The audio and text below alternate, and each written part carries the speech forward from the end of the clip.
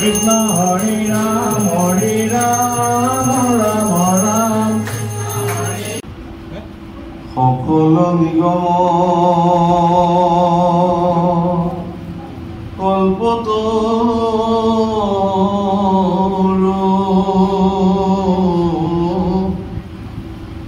তাৰ ফল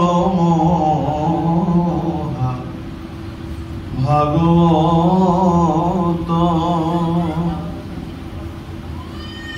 মুখে আখি ভূমিত ভৈলা বিদিত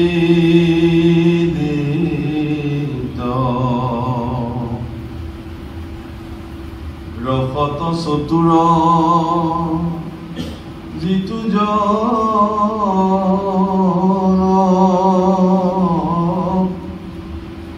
কৃষ্ণৰ চৰণে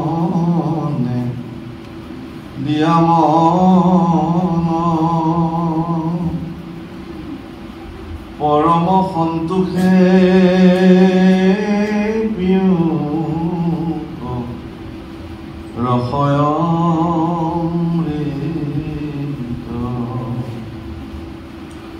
ৰাম পৰম সন্তোষে পিয়ুষ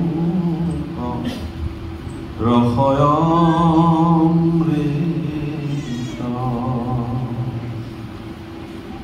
কৃষ্ণ ঔ হৰি ঔ ৰাম।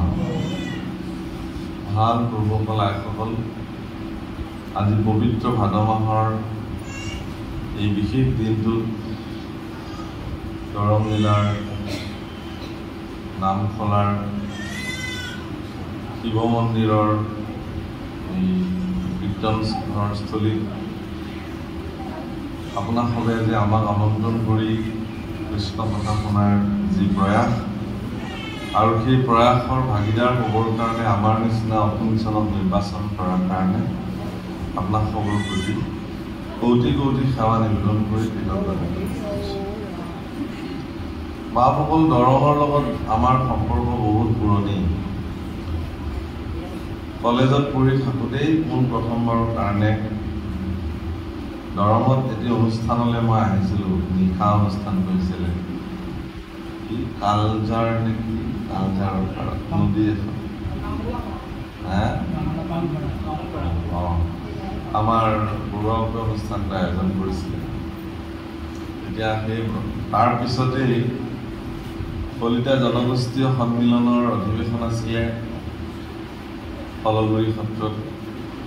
ঐতিহাসিক শলগুৰি সত্ৰৰ বাকৰিত তেওঁলোকৰ মুকলি সভাত ধৰ্মালোচক হিচাপে আমাক আমন্ত্ৰণ কৰিছিলে আৰু সেইটো মোৰ দৰং জিলাৰ প্ৰথমটো বক্তৃতা আছিল।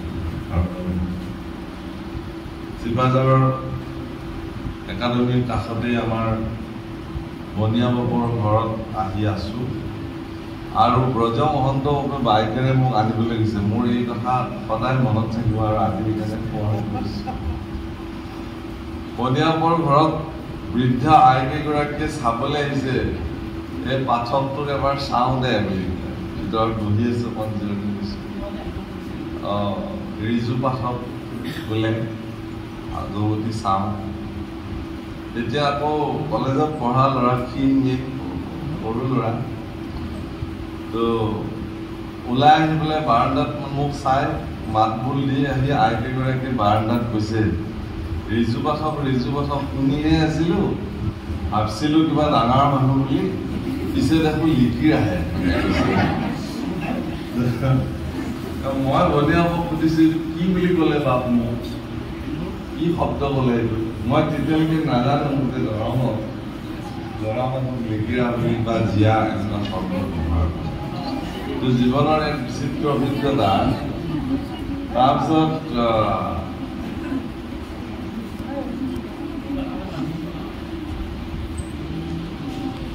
যি কি নহওক, তেওঁলোকে মোক সুধিছে বৰপুৰ ৰাস্তাত কিবা শাস্তি হৈছে নেকি। মই বোলো কোনে শাস্তি দিব মোক, ঠিকে থাকে আহিছোঁ। এতিয়া দৰঙীয়া ভাষাত যে শাস্তি মানে সমস্যা এনেকুৱা ভাৱনাত কয়, এই কথাটোৰ অভিজ্ঞতা নাছিল। দৰঙৰ ভাষা সংস্কৃতি মানুহৰ আধ্যাত্মিক চেতনাৰ লগত সম্পৃক্ত হৈছিলোঁ, আজিও আছোঁ। খুব ভাল লাগে পুনৰ আপোনালোকক একত্ৰে এনেধৰণে পায়। মই এটি বিশেষ ধৰ্মীয় সংগঠনৰ লগত জড়িত হৈ আছিলোঁ প্ৰচাৰৰ ক্ষেত্ৰত। দৰঙৰ বহু জেগালৈকে যাবলগীয়া হৈছিলে। যেতিয়া কৰ্মক্ষেত্ৰ ধৰ্মক্ষেত্ৰ সলনি হৈ গ'ল, ভোটাধিকাৰ হিচাপে বহিলোঁ। গতিকে বহু ক্ষেত্ৰত এতিয়া অকণ ব্যতিক্ৰমীভাৱে আহিবলগীয়া হয়। বাৰু যি নহওক, দৰঙৰ মানুহ আজিও আপোন, ভৱিষ্যতলৈও থাকিব। আপোনাৰ খবৰ প্ৰতি যি শ্ৰদ্ধা, সেয়া মোৰ কোনো কালেই শেষ হৈ নাযায়। আপোনাৰ খবৰ মৰম সৰ্বদা শিৰত লৈ আগবাঢ়িছোঁ। আৰু আধ্যাত্মিক ক্ষেত্ৰত দৰঙৰ ব্যক্তিসকলৰ চিন্তাধাৰা অন্যান্য মানুহৰ তুলনাত সুকীয়া। সেইকাৰণে দৰঙত ভাগৱতৰ ব্যাখ্যাৰ এক সুকীয়া আমেজ অনুভৱ কৰোঁ, আজিও কৰোঁ, কাহিনীটো কৰিছিলোঁ। বিশেষকৈ এটি কথা স্বীকাৰ কৰিবই লাগিব, আৰু এইটো অত্যন্ত মোৰ কাৰণে ভাল লগা যে অন্যান্য ক্ষেত্ৰত মহাপুৰুষীয়া লোকসকলে, এশৰণীয়া লোকসকলে অন্তত ভাগৱত শুনিবৰ কাৰণে বহু জেগাত শিৱ মন্দিৰৰ মজিয়া এখন হয়তো নিৰ্বাচন কৰি নগ'লে। দৰঙত এই উদাৰতা, এই আত্মীয়তা, এই যিটো সমন্বয়ৰ বাৰ্তা বহুত ভাল লগা। আপোনালোকে জানি আচৰিত হ'ব বা ভাল পাব যে যেতিয়াই ৰাম কথা হয়, কৃষ্ণ কথা হয়, যদি আপুনি কৃষ্ণ কথা ক'বলৈ বহে, ৰাম কথা, ঈশ্বৰৰ কথা ক'বলৈ বহে, আপোনাৰ সন্মুখত স্বৰূপাৰ্থত কোনো নাথাকিব পাৰে বাস্তৱিকতাত শৰীৰধাৰী, কিন্তু মনত ৰাখিব দুজন পুৰুষ সৰ্বদা আহি বহি থাকে কৃষ্ণ কথা শুনিবৰ কাৰণে। এজন হ'ল হনুমন্ত, আনজন হ'ল কৈলাশপতি ভগৱান শিৱ। ইমানে ভাল পায় ৰাম, তেওঁলোকে শুনিবই। গতিকে আজি সাক্ষাৎ কৈলাশপতি বিদ্যমান, তেওঁৰ সন্মুখত কৃষ্ণ কথা, আৰু আপোনাক খবৰ কৰে নৰৰূপী নাৰায়ণ। খুব ভাল লগা কৰিব। পাৰ্বতীক কৈছিলে শিৱই, ৰকাৰ আদিনী নাম নিশ্চিন্ত মম পাৰ্বতী মনপ্ৰচন্তান জাতি ৰাম নাম বিসংকয়া। নামঘোষাৰ মানৱপুৰুষে খুব সুন্দৰ বৰ্ণন কৰিছে। অ শুনিও পাৰ্বতী মই মনতো শংকৰংগে, ৰাম বুলিবে কৈ দুজন। ৰকাৰাদি শুনিও পাৰ্বতী মই, ৰকাৰাদি নাম শুনি পৰম প্ৰসন্ন হয় মন। শুনিও পাৰ্বতী মই মনতো শংকৰংগে, ৰাম বুলিবে কৈ দুজন। ৰামেই ক'ব। ৰা শব্দ শুনিলেই মন প্ৰসন্ন হৈ যায়। গতিকে এই ক্ষেত্ৰত আজি ৰাম নাম সঁচাকৈ মধুৰ হ'ব। একাদশ স্কন্ধ কৃষ্ণ উদ্ধৱ সংবাদৰ এটি সৰু অধ্যায় নিৰ্বাচিত কৰি লোৱা হৈছে। আপোনাক সবে শ্ৰৱণ কৰক কৃষ্ণ কথা বুলি।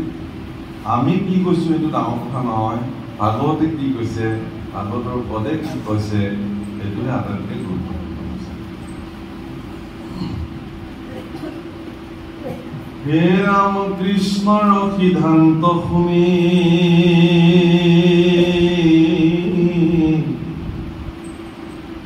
উদ্ধৱে শুদ্ধন্ত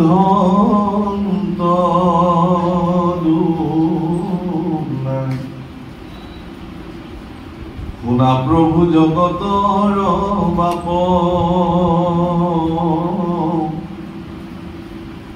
জানিলো সন্তৰ সংগে অ তোমাত ভকতি কৰি এৰাই দেৱে সংসাৰৰ তাপ। ৰাম তোমাৰ সংগত ইটো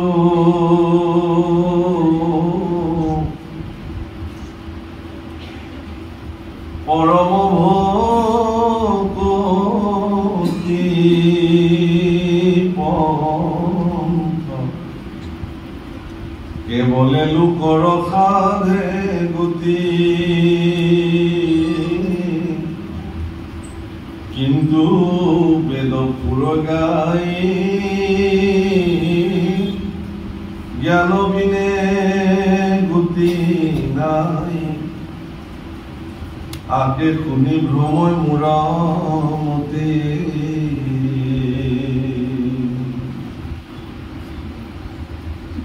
ভগৱান শ্ৰীকৃষ্ণ বসুমতীৰ প্ৰাৰ্থনাক স্বীকাৰ কৰি ব্ৰহ্মাদেৱৰ প্ৰাৰ্থনাক স্বীকাৰ কৰি পৃথিৱীত কংস চানুৰ দৰে দুৰাচাৰী অত্যাচাৰী দুষ্ট দৈত্যসকলক নিপাত কৰি পুনঃ ধৰ্মৰ প্ৰতিষ্ঠা কৰি আপোনাৰ খবৰ দৰে সজ্জনসকলৰ কাৰণে পৃথিৱীখনক পুনৰ সুন্দৰ কৰিবৰ নিমিত্তে ঈশ্বৰ পুৰুষে আহি অৱতাৰ ল'লে। তাকো আপোনাৰ খবৰ দৰে সাধাৰণ বা আমাৰ নিচিনা সাধাৰণ মনুষ্যৰ দেশেৰে নৰতনু ধৰি দৈৱকী নন্দন ভগৱান কৃষ্ণ মথুৰাৰ কাৰাগাৰত কংস কাৰাগাৰত ভগৱান আহি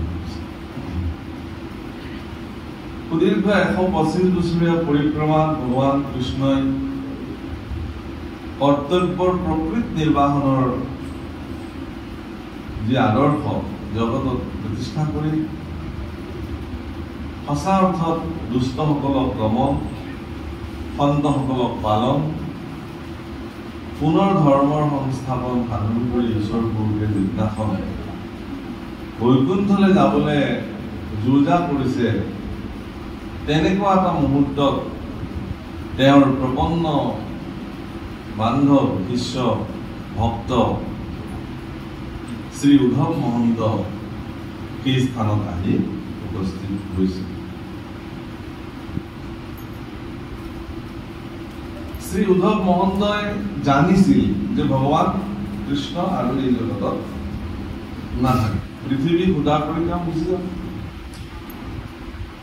কথাটো হল কি আমাৰ নিচিনা অকিঞ্চন উদ্ধৱৰ চেতনা যে মোৰ নিচিনা এগৰাকী সেৱকে ভগৱান কৃষ্ণ লগত ছায়াৰ নিচিনাকে থাকি তেওঁক যি সেৱা সৎকাৰ শুশ্ৰূষা কৰিলো, এতিয়া হঠাৎ ভগৱান যাবলৈ ওলাল, মোৰ কি অৱস্থা?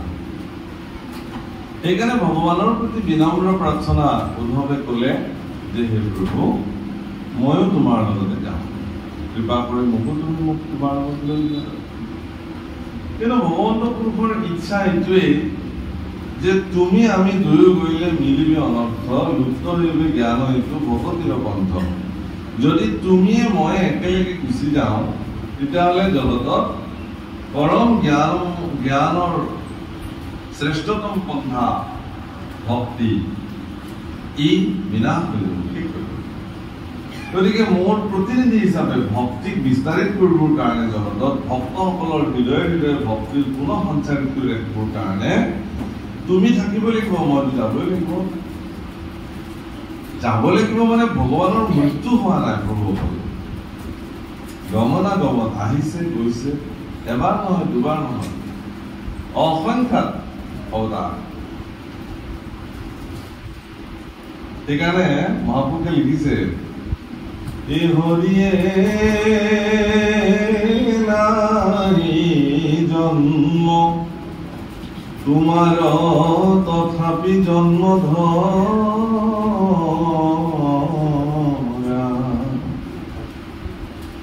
বহি জন্মে জীৱৰ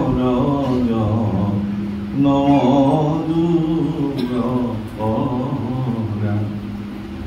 তোমাৰ জন্ম নাই, তুমি অজ, কিন্তু তথাপিও তুমি জন্ম ধৰা। কিয়? যাতে সেই জন্মত কৰা সমস্ত কৰ্মসমূহ লীলাসমূহ ভক্তসকলে সেই লীলাসমূহ কীৰ্তন কৰি যাতে তেওঁলোকৰ জন্মবিলাকক ৰোধ কৰিব পাৰে। মই আকৌ এবাৰ কৈছো, এইটোৱে আটাইতকৈ গুৰুত্বপূৰ্ণ বিষয়। ভাগৱত শুনাৰ যদি প্ৰকৃত কাৰোবাক যদি ইয়াৰ মূল তত্ত্ব লাগে, এই বাক্যটো মনত ৰাখিব লাগিব। ভগৱানে এই কাৰণে জন্ম ধৰে হেনো যাতে আমাৰ জন্মবিলাক ৰোধ হৈ যায়, আমি যাতে আৰু পুনঃ জন্ম পাবলগীয়া নহয়। বহুতৰ কাৰণে ই এক বিসংগতিপূৰ্ণ কথা। এই আমি আহিম ইমান ধুনীয়া পৃথিৱীত আৰু বাৰে বাৰে আহি থাকিম, কিয় আমি নাহিম? আমি আহি থাকিম। প্ৰভু কল যিমান যন্ত্ৰণা পালেও যিমান নিকাৰ ভুঞ্জিলেও পৃথিৱীৰ প্ৰতি যিটো মোহ, ইয়াক জন্ম ধাৰণ কৰাৰ যিটো মোহ, ইয়াক বিচৰণ কৰি জীৱন নিৰ্বাহ কৰাৰ যিটো মোহ, এই মোহে আমাক বাৰে বাৰে আচ্ছন্ন কৰে আৰু পুনঃ পুনঃ আমি আহি থাকিব বিচাৰো। কিন্তু শাস্ত্ৰই এই দেহাভিমান ছন্ন কৰি মোহাচ্ছন্ন কৰিলে এজন ব্যক্তি যিদিনাখন সাধক পৰ্যায়লৈ ৰূপান্তৰিত হৈ যাব, তেওঁ নিজকে কি বুলি কব যে হে ভগৱান, মই যাতে আকৌ আহিবলগীয়া নহয়। ভগৱন্ত ভুজিয়া জনমবাহু ৰাৱে ভাব প্ৰভাত ভজু ভগৱন্ত ভক্তি ভাৱে। ভগৱন্ত ভজিয়া জন্ম বাহুৰাৱে, ভগৱন্তক ভজিলে জন্ম ৰোধ হৈ যায়। আকৌ জন্ম পুনৰূপী জননম পুনৰূপী মৰণম পুনৰূপী জননী যথৰে শয়নম। বাৰে বাৰে জন্ম, বাৰে বাৰে মৃত্যু, এনেকে বাৰে বাৰে কোনোবা জননীৰ গৰ্ভত আহি স্থিতি হৈ গৰ্ভৰ নিকাৰ ভুঞ্জি আকৌ পৃথিৱীত তিনি পাপৰ দ্বাৰা তাপিত হৈ জন্ম ধৰাতকে এই জন্ম আৰু ইমানতে ঠিক হ'ব লাগে। এই সজ্জনসকলৰ ধাৰণা আৰু এই মাৰ্গটোকে নিগম পন্থা বোলে, নিৰ্গুণ বা নিবৃত্তি মাৰ্গ বোলে। তেতিয়াহ'লে প্ৰবৃত্তি কি? পুনঃ আয়াজাত কৰি থাকিব, যাক আমি প্ৰবৃত্তি মাৰ্গ বা আগম মাৰ্গ বুলি কওঁ। কিন্তু আমাৰ সন্মুখত আজি যিভাগ শাস্ত্ৰ বিদ্যমান হৈছে, এই শাস্ত্ৰভাগ পৃথিৱীৰ নিগম তত্ত্বক প্ৰতিনিধিত্ব কৰা সকলো শাস্ত্ৰসমূহৰ ভিতৰত শ্ৰেষ্ঠ শাস্ত্ৰ কল্পতৰু আছে। সকলো নিগম কল্পতৰু তাৰ অবিনাশী ফল মহাপুৰুষ। এই শাস্ত্ৰ কল্পতৰু শাস্ত্ৰ ভাগৱতক বাৰম্বাৰ যিসকলে শ্ৰৱণ কৰে, বাৰম্বাৰ শ্ৰৱণ কৰাৰ ফলত তেওঁলোকৰ হৃদয়ৰ অস্থিশীলত বাৰে বাৰে ভগৱান কথা স্মৰণ হওঁতে এটা সময়ত বাস্তৱিক সংসাৰৰ প্ৰতি মোহাচ্ছন্ন হৈ, দেহাভিমানৰ প্ৰতি মোহাচ্ছন্ন হৈ পৰম ধাম প্ৰাপ্তিৰ ইচ্ছা তেওঁলোকে নিগম মাৰ্গকে সৰ্বশ্ৰেষ্ঠ মাৰ্গ হিচাপে ভগৱানৰ ওচৰত প্ৰাৰ্থনা কৰে যে হে ভগৱান, মোৰ যাতে আৰু পুনঃ জন্ম নহয়, মই তোমাৰ লগত থাকিব খোজো, তোমাৰ লগত বিলীন হৈ যাব খোজো, তুমি মই আৰু মই তুমি এয়া হৈ যাব খোজো। অত্যন্ত উচ্চ কোটি পৰ্যায়ৰ যিসকল প্ৰেমী, তেওঁলোকে যেনেকে ইজনে আনজনৰ লগত বিলীন হৈ যাব খোজে, কিন্তু বৈষয়িক প্ৰেম আজিলৈকে কেনেকে ইজনে আনজনত বিলীন হোৱাৰ ইতিহাসত নজিৰ নাই। কিন্তু আধ্যাত্মিক প্ৰেমত ভক্ত আৰু ভগৱান এক হৈ যোৱাৰ অনেক উদাহৰণ শাস্ত্ৰসমূহ আজি বিদ্যমান। সেইকাৰণে সকলো নিগম কল্পতৰু তাৰো অবিনাশী ফল মহামাৰী। অবিনাশী ফল, যি ফল বিনাশ নহয় কেতিয়াও, যাক পান কৰোঁতা সকলো অবিনাশী হৈ যায়। সেইকাৰণে কৈছে নিগম কল্পতৰুৰ, ইটো মহাপুৰুষ মাধৱদেৱে ইয়াক অনুবাদ কৰিছে, কিন্তু মূল শ্লোক সংস্কৃতত কি কৈছে? নিগম কল্পতৰুৰ গলিতম ফলম সুক মুখাত দ্ৰৱ সংযুক্তম পিবত ভাগৱতম ৰসমালয়ম মুহুৰ্মুহু ৰসিকা ভুবি ভাবুকা। নিগম কল্পতৰুৰ গলিতম ফলম, ই এনেকুৱা বিগলিত ফল যে তাত সুকে যিদিনাখনে মুখ দিলে সিদিনাখনৰ পৰা এক বিশেষ অমৃত ধাৰা সম্পৃক্ত হৈ পৃথিৱীৰ প্ৰত্যেকজন মানুহৰ কাৰণে স্বাদিষ্ট শ্ৰৱণৰ স্বাদিষ্ট তত্ত্ব হিচাপে ভাগৱত ৰসামৃত জগতত পৰিব্যাপ্ত হৈছে। সেইকাৰণে ৰসৰ প্ৰতি চতুৰ যিবিলাক লোক আছে, তেওঁলোকে অন্য ৰসৰ প্ৰতি ধাৱমান নহয়, কেৱল কৃষ্ণ ৰস ভাগৱত ৰসৰ প্ৰতি ধাৱমান হৈ ইয়াক মুহুৰ্মুহু ৰসিকা ভুবি ভাবুকা, ইয়াক বাৰে বাৰে পান কৰি তেওঁলোকে এইটোকে কৰি লয়, যেতিয়ালৈকে জীৱন বিলীন হৈ নাযায়। সেইকাৰণে আজি কৃষ্ণ পুৰুষ আৰু উদ্ধৱৰ মাজত যিখিনি আলোচনা হৈছে, সেই আলোচনাত কৃষ্ণ পুৰুষে উদ্ধৱক ভক্তি মাৰ্গকে সৰ্বশ্ৰেষ্ঠ মাৰ্গ হিচাপে সিদ্ধান্ত প্ৰদান কৰিছে। জ্ঞান কৰ্ম ভকতি কহিলো পৰিবেশ ভকতি কৰ্ম পন্থ দিলো কৰিছে। এতিয়া ভক্তি পন্থক শ্ৰেষ্ঠ হিচাপে সিদ্ধান্ত প্ৰাপ্তিৰ পিছত শ্ৰী উদ্ধৱ মহন্তই ভগৱান কৃষ্ণক প্ৰাৰ্থনা জনাই সুধিছে যে শুনা প্ৰভু জগতৰ বা হে সমস্ত জগতৰ পিতৃস্বৰূপ ভগৱান কৃষ্ণ তুমি শুনা, জানিলো সন্তৰ সংগে তোমাক ভকতি কৰি এৰাই পেলে সংসাৰৰ তাপ। মই জানো যে তোমাৰ প্ৰতি ভক্তি নিশ্চলা ভকতি কৰিলে সংসাৰৰ তাপৰ পৰা মানুহ মুক্ত হ'ব পাৰে। সংসাৰৰ তাপ কি? তিনিটা, আদি দৈবিক তাপ, আদি ভৌতিক তাপ আৰু আধ্যাত্মিক তাপ। সংস্কৃত ভাগৱতৰ মূল যি ভাগৱত মাহাত্ম্য কথন তাৰ প্ৰাৰম্ভণিক মংগলাচৰণ পদৰ প্ৰথম শ্লোকতে কৈছে কি বুলি, সচ্চিদানন্দ ৰূপায় বিশ্বৎপত্যাদি হেতৱে তাপত্ৰয় বিনাশায় শ্ৰীকৃষ্ণায় বয়ম নমঃ। তুমি তিনি তাপক বিনাশ কৰোঁতা, যে আধ্যাত্মিক তাপ, দৈবিক তাপ, আদি দৈবিক আৰু আদি ভৌতিক।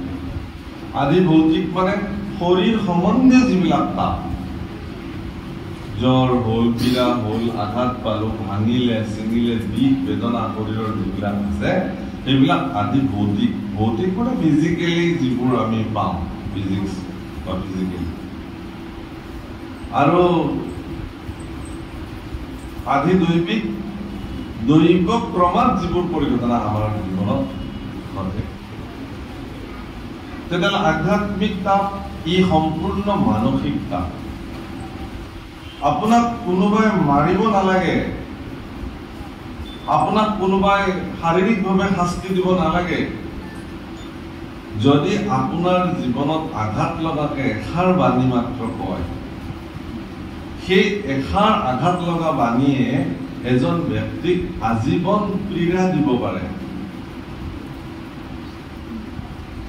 শৰীৰত কোনোবাই মোক এক ঘোষ মাৰি দিলে অলপ সময় বিষাব আৰু কাইলৈ এইটো বিষ নাইকিয়া হৈ যাব।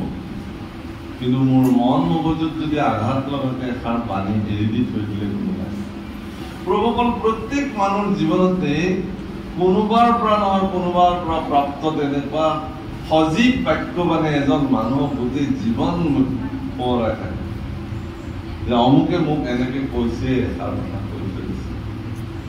এই সজীৱ, এইবিলাক আধ্যাত্মিক তাপ।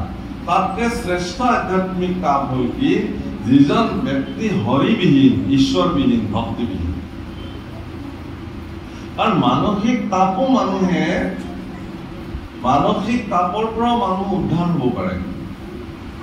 যেতিয়া এজন মানুহ জ্ঞানী হৈ যায়, ঈশ্বৰৰ বিচাৰ কৰিব পৰাৰ সিদ্ধান্ত তেওঁৰ জীৱনত আহে, তেতিয়া তেওঁৰ শৰীৰ আৰু অহম ভাৱনা পৰিত্যাগ কৰাৰ পিছত কোনোবা ব্যক্তিয়ে তেওঁ এনেকে মোক কৈছিলে ভালে হৈছে, এনেকে কোৱাই মোৰ ভাল হ'ল।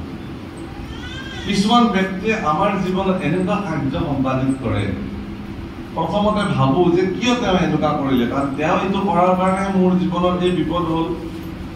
কিন্তু বহুদিন পিছত লক্ষ্য কৰা যায় যে সেই ব্যক্তিজনে যদি মোৰ জীৱনত এই বিপদটো নঘটালেহেঁতেন আজি মই এইটো জাগাত বহি থাকিব নোৱাৰিলো।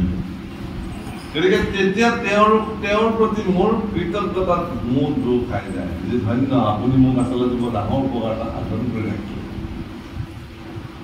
গতিকে তেতিয়া মানসিক তাপটো নাইকিয়া হৈ যায়। গতিকে মানসিক তাপ আপোনাৰ জীৱনত নাইকিয়া হৈ যাব পাৰে, চিৰদিন নাথাকিবও পাৰে।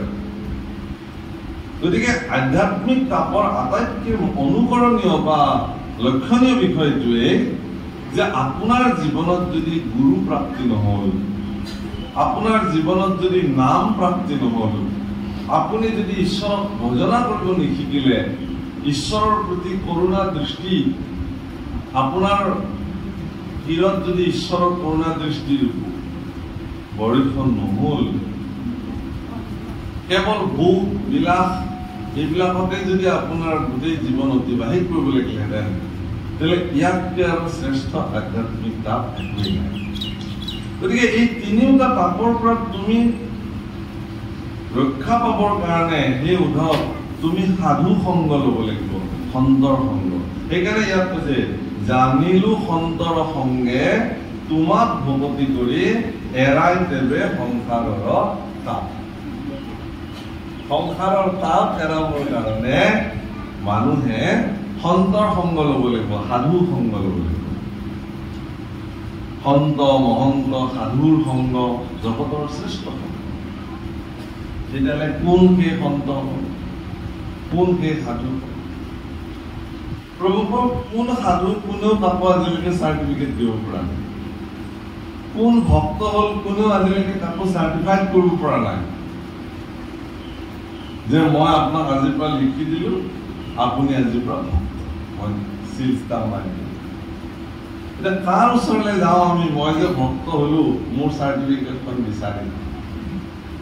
কিন্তু পৃথিৱীত ভক্তৰ বিশ্লেষণ কৰা, ভক্তক সমালোচনা কৰা, ভক্তক কঠোৰভাৱে এনালাইচিছ কৰা বহুত ব্যক্তি জগতত আছে। এই নাই তেওঁলোক ভকত, তেওঁলোক ভকতেই হোৱা নাই। বোলে আজি এটা অনুষ্ঠান আছে, অনুষ্ঠানটোলৈ যাবনে? বোলে আমাৰ ফালৰ ভকত নে? শৰাই কোনে সাজিব? আমাৰ পৈতৰ ভকতে সাজিব নে? ৰন্ধনৰ ফালে এপাক চাই আছো না, কোনেবা এইটো কৰি আছে কামটো, আমাৰ ফালৰ যদি সোমাইছে ভালে কথা, হ'ব চলি যাব। আৰে আপুনি যেতিয়া ভকতৰ মাজত পৈত বিচাৰিবলৈ আৰম্ভ কৰিব, আপুনি যেতিয়া ভকতৰ মাজত শ্ৰেণীভাজন আৰম্ভ কৰিব, তাৰে আপোনাক এই দায়িত্ব কোনোবাই প্ৰদান কৰিলে নেকি যে আপুনি ভকতৰ? ভকত কোন কোনেও নাজানে, ভগৱানেহে জানে কোন তেওঁৰ ভকত হৈ আছে। এনেকুৱা ব্যক্তিও শ্ৰেষ্ঠ ভক্ত হিচাপে ভগৱানৰ দৃষ্টিত নিৰ্বাচিত হ'ব পাৰে যিজনে জীৱনত কোনোদিনে ধুতিও পিন্ধা নাই, গলত গামোচাও লোৱা নাই, নামঘৰলৈও যোৱা নাই, মন্দিৰলৈও যোৱা নাই। তেনেকুৱা ব্যক্তিও শ্ৰেষ্ঠ ভক্ত হিচাপে নিৰ্বাচিত হ'ব পাৰে অন্তঃকৰণে যদি তেওঁ সেৱাৰ মনোবৃত্তিৰে যি কৰিব লাগে কৰি আছে। তেনেকুৱা এটা পৰ্যায়লৈ যাবৰ কাৰণে আটাইতকৈ সহজ সৰল মাৰ্গ এটা হৈছে কি, যে সাধু সংগত বহি একেলগে আমিবিলাকে কৃষ্ণ চিন্তা কৰিলে, ভগৱান চিন্তা কৰিলে, ভগৱত পৰ্যালোচনা কৰিলে মানুহে সংসাৰৰ তাপৰ পৰা মুক্ত পায়। আটাইতকৈ উৎকৃষ্ট উদাহৰণ আজি এতিয়া আপোনালোক যে বহি আছে ইয়াতে, এইখিনি সময় অন্তত সংসাৰৰ বিষয়ৰ কোনো কথাই আপোনালোকক পীড়া দিব পৰা নাই। যি হয় এই ভাৱনাৰে ইয়াত বহি আছে। কিন্তু আচৰিত কথা যে এই গেটখন পাৰ হোৱাৰ লগে লগে আপুনি ৰওঁতে মই যাব লাগিল, মোৰ গৰুকেইটা সৈতে আছে, মই যাম, আহি গ'ল, লগে লগে আহি যাব আৰু কথা। সি ৰৈয়ে আছিল গেটৰ বাহিৰত, সেই গোটেই বিষয় চিন্তা তাতে ৰৈ আছে, ইয়াত আহিব পৰা নাই ইয়ালৈ, কাৰণ তেওঁলোক কলিৰ সংগ। আপুনিতো ধৰ্মৰ সংগ ল'বলৈ আহিলে, তেওঁলোক ধৰ্মৰ সংগ নহয়, বুজিছে? তেওঁলোক অধৰ্ম, পাতকীৰ সংগ। হে ভগৱান, তোমাৰ সংগত এইটো পৰম ভকতি পন্থ কেৱলে লোকৰ সাধয় গতি, কিন্তু বেদ পুৰয় গায় জ্ঞান বিনে গতি নাই, আকে শুনে ভ্ৰম মূৰমতি। কিন্তু কিছুমানে এনেধৰণে কথা ক'ব খোজে যে জ্ঞান মাৰ্গটোহে শ্ৰেষ্ঠ মাৰ্গ, ভক্তি কেনেকে হ'ব যদি জ্ঞানেই নহয়। এনেকুৱা কথা শুনাৰ পিছত কেতিয়াবা মোৰো চিন্তা মতিভ্ৰম হয়। গতিকে হে ভগৱান, তুমি যিহেতু সমস্ত জগতৰ শ্ৰেষ্ঠজন, তুমি ইয়াৰ সিদ্ধান্ত মোক প্ৰদান। হে ৰাম কত বোলে কৰ্ম কৰা, কত বোলে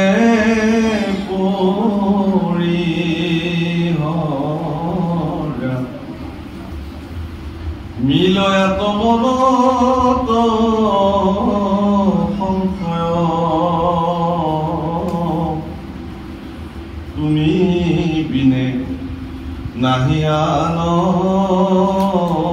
তুমি শিৱ সৰ্ব জান, বুজাইতো কহি নিশ্চয়।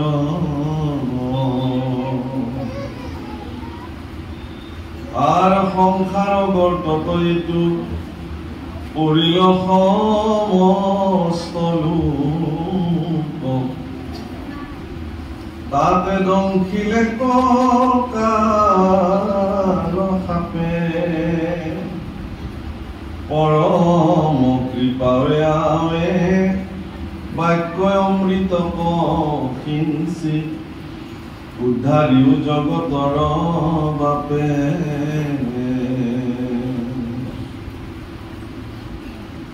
হে প্ৰভু আজি ইয়াত এটা বৰ ডাঙৰ বাক্য লিখিছে যে আমি বিলাকে সংসাৰৰ গাঁতত সকলোবিলাক পৰি আছো তাতে আকৌ কাল সাপে আমাক দংশন কৰিছে গীতাৰ 7ম অধ্যায়ত গোবিন্দ মিশ্ৰ আদি গীতাৰ 7ম অধ্যায়ত আচলতে মূল শাস্ত্ৰীৰ গীতাটোৱে সম্পৰ্ক লিখিছে তাত কৈছে যে মনুষ্যসকল জীৱসকল আমি বিলাকে সংসাৰ নামৰ এটা প্ৰচণ্ড ডাঙৰ গাঁতত মানে গাঁত এটাত আমি বিলাক বহি আছো আৰু তাত বিষাক্ত কাল সৰ্পৰ নিবাস আৰু গোটেই গাঁতটোৰ মূৰৰ মুখতে এটা প্ৰকাণ্ড শিল ঢাকি থৈ দিয়া হৈছে যাতে সেই শিল অঁতৰাই সহজতে আহিব নোৱাৰে কিন্তু এই ভয়ানক পৰিস্থিতিটো নেওচি কোনোবাই যদি সেই পাথৰটো অঁতৰাই পেলাই মুক্ত হৈ আহিব পাৰে তেতিয়াহ'লে তেওঁ ভগৱানৰ ভক্ত হৈ যায় প্ৰভুক ইমান টানে ভগৱানৰ ভক্ত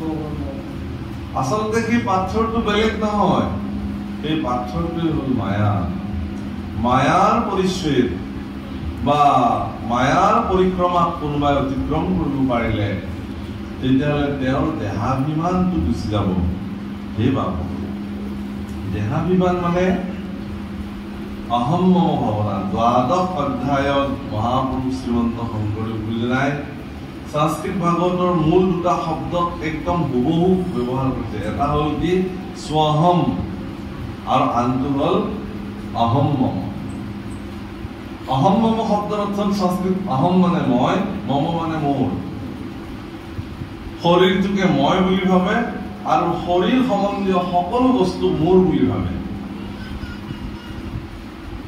এই হাতখন শৰীৰৰ লগত সম্পৰ্কিত এই হাতখন মোৰ হাত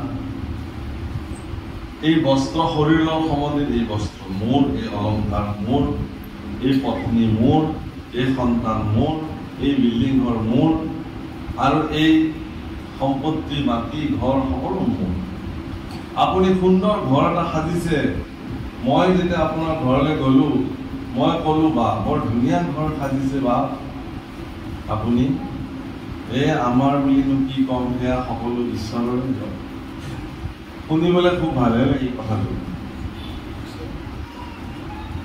কিন্তু সেয়া অন্তঃকৰণে বা তেওঁ মানে নামানে ভিতৰে ভিতৰে যদি কিবা ভাবি আছে মইতো বনাইছো চাওক এবাৰ কিন্তু মই বনোৱা বুলি ক'লে মানুহে বেয়া পাব বুলি আজিকালি ময়ো মই বুলি নোকোৱা হ'ল আমি বুলি কোৱা হ'ল ইমানেই তলত মানে পাৰাকাষ্ঠা দাস্যতাৰ পাৰাকাষ্ঠা ইমান বেছি দেখুওৱা হ'ল মানুহে আমাক কৈছে নেকি অধমক কৈছে নেকি কিন্তু এটা মই উদাহৰণ দিওঁ আপোনালোকক বাস্তৱ উদাহৰণ এনেকে সন্তৰ এটা স্থানত এজন সজ্জন গুৰু এজন বহি আছে আৰু তাত অনেক এনেকে লোক বহিছে আৰু এটা শিশু উৎপত্তিয়া শিশু ইয়াৰ ওচৰত বহে তাৰ কাপোৰখন টানি দিয়ে তাৰ চশমাযোৰ টানে এনেকে হুলস্থুল কৰি আছে তাৰ উৎপাদত কোনেও ভালকে কৃষ্ণ কথা শুনা নাই তেতিয়া গুৰুজনে খুব সুধিলে এইটো ল'ৰাটো কাৰ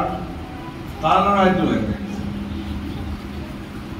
ল'ৰাটোৰ দেউতাকে উঠি পেলাই ক'লে গুৰুদেৱ এয়া আপোনাৰে ল'ৰা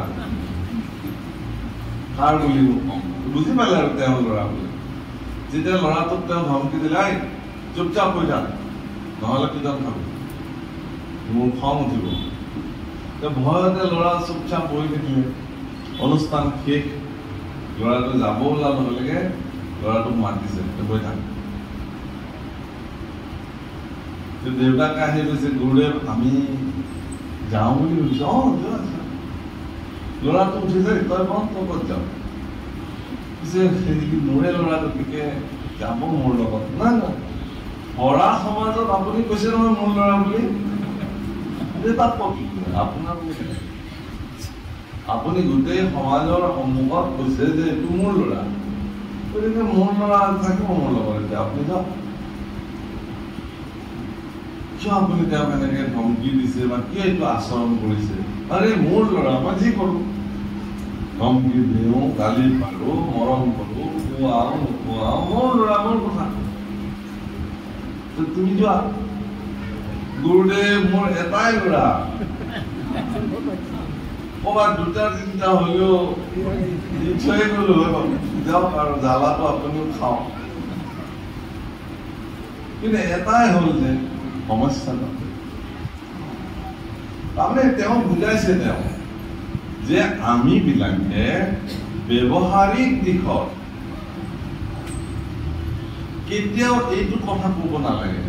ব্যৱহাৰিক দিশত এওঁ মোৰ পত্নী, এওঁ মোৰ সন্তান, এয়া মোৰ ঘৰ, এয়া মোৰ গাড়ী, এয়া মোৰ সম্পত্তি, হয় ব্যৱহাৰিক দিশত। কিন্তু অন্তঃকৰণে আপুনি কিন্তু এয়া ঈশ্বৰৰহে, এইটো অন্তৰ্দৃষ্টি ৰাখক। ক'তনো মোৰ হ'ব, কিন্তু ব্যৱহাৰিকটো ক'বই লাগিব। কিন্তু আমাৰ উল্টা হৈ আছে, অন্তৰেৰে ভাবো মোৰ বুলি আৰু ব্যৱহাৰিক দিশত কওঁ আপোনাৰ ঈশ্বৰৰে। এইবিলাক উল্টাটো হৈ থকা নাই।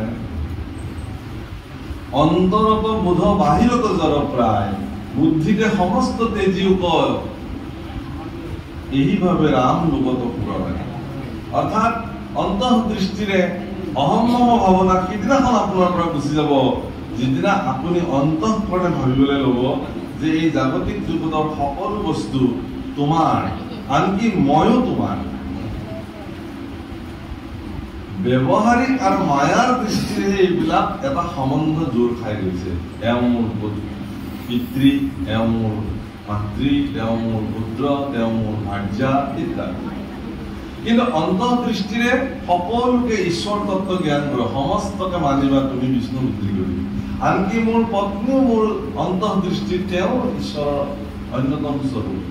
মোৰ পুত্ৰ তেওঁ মোৰ কাৰণে সেৱাৰ পাত্ৰ, মোকে যে দেউতা বুলি তেওঁ সেৱা কৰি দিব এনে কথা নহয়। অন্তৰ্দৃষ্টিৰে মই এতিয়া সেৱা কৰিব, কাৰণ তেওঁ আত্মাই বেলেগটো নহয়। পত্নী এগৰাকী যে মোৰ অধীনত থাকিবই লাগিব এনে কি কথা আছে? তেওঁ ঈশ্বৰৰ, তেওঁৰ ভিতৰতো এক আত্মা বিদ্যমান, যিটো মোৰ তাতে আছে। হে বাপসকল, আইসকল, এইটো দেহাভিমান পৰিত্যাগৰ আটাইতকৈ সহজ উপায়। কিন্তু যেতিয়া আপুনি ঈশ্বৰৰ বুলি নাভাবি মোৰ আৰু মই এই ভাৱনাৰে থাকিব, তেতিয়া ঈশ্বৰ প্ৰাপ্তিত আপোনাৰ শৰীৰ হৈ পৰিব বাধক। কিন্তু যিদিনাখনে শৰীৰ ৰূপী অহম মম ভাৱনা আপুনি ভগৱানৰ ওচৰত সমৰ্পিত কৰিব, সিদিনাখনে শৰীৰ বাধক গুচি সাধকলৈ ৰূপান্তৰ। সেইটো সাধকৰ মূল তত্ত্ব, সাধকৰ সংজ্ঞা। হে প্ৰভু, মোৰ সন্দেহ উপজিছে, মোৰ সংশয় জন্মিছে যে এইটো কেনেকে কৰা যাব, এই সম্পৰ্কে মোক ক'ব লাগে, কাৰণ তুমি মোক এইটো বুজাই দিব লাগে।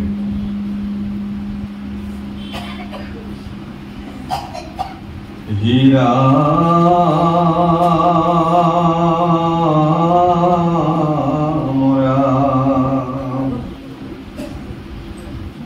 তোমাৰ মুখৰ বাণী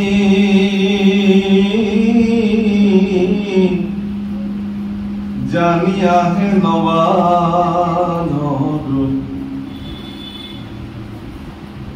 তোৰ এইটো দুৰ্গুৰ সংসাৰ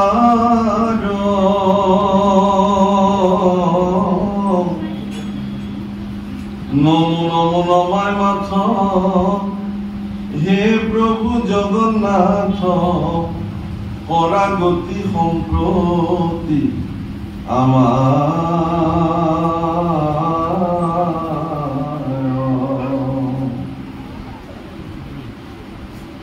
হে প্ৰভু, তুমি মোৰ গতি সাধন কৰা,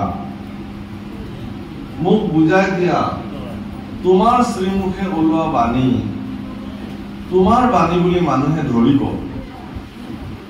কিন্তু মই ক'লে বা কোনোবাই ক'লে এইটো নামানিবও পাৰে। কিন্তু ঈশ্বৰে কৈছে যে এই বুলি কোনোবাই এই কথাত মান্যতা নিশ্চয়। এটা হু হু শব্দ হৈ আছে চাওঁ হা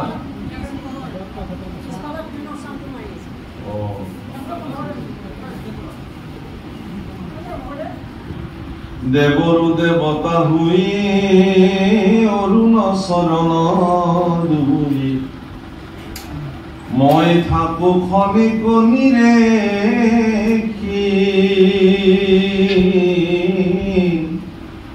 মহাভাগ্য দূৰ গৈলা আজি পৰিচ্ছেদ ভৈলা তোমাৰ আমাৰ দেখা দেখি মোৰ আজিৰ পৰা মহাভাগ্য দূৰ হৈ যাব কাৰণ তোমাক মই আজিৰ পৰা নেদেখো তুমি যাবা ভগৱান গতিকে তুমি থাকোঁতে তোমাৰ সিদ্ধান্তখিনি মই যদি জানিব পাৰোঁ তেতিয়াহ'লে মই লোকৰ আগত এই সম্পৰ্কে ক'বলৈ ভাল হ'ব তুমি এইবুলি কৈছিলা প্ৰভুসকল সংযোগ আৰু বিয়োগ সংযোগ আমাৰ জীৱনত যিমানে হয় সিমানে আমাৰ কাৰণে ভাল সুখৰ বাৰ্তা বিয়োগ হ'লে বেয়া মোৰ জীৱনত পত্নী আহিলে আনন্দ পুত্ৰ হ'ল কন্যা হ'ল আনন্দ যিমান আহি থাকে যোগ হৈ থাকে ভাল তাৰ মাজৰ পৰা যদি কোনোবা এটা বিয়োগ হৈ যায় সেইদিনাখন আমি দুখী হৈ যাওঁ সেইকাৰণে মহাৰাজ ইন্দ্ৰদ্যুম্নই স্তুতি কৰিছে ভগৱানক পিতৃ মাতৃ ভাতৃ ভাৰ্যাৰ সংযোগে কতহু মিলে সন্তোষ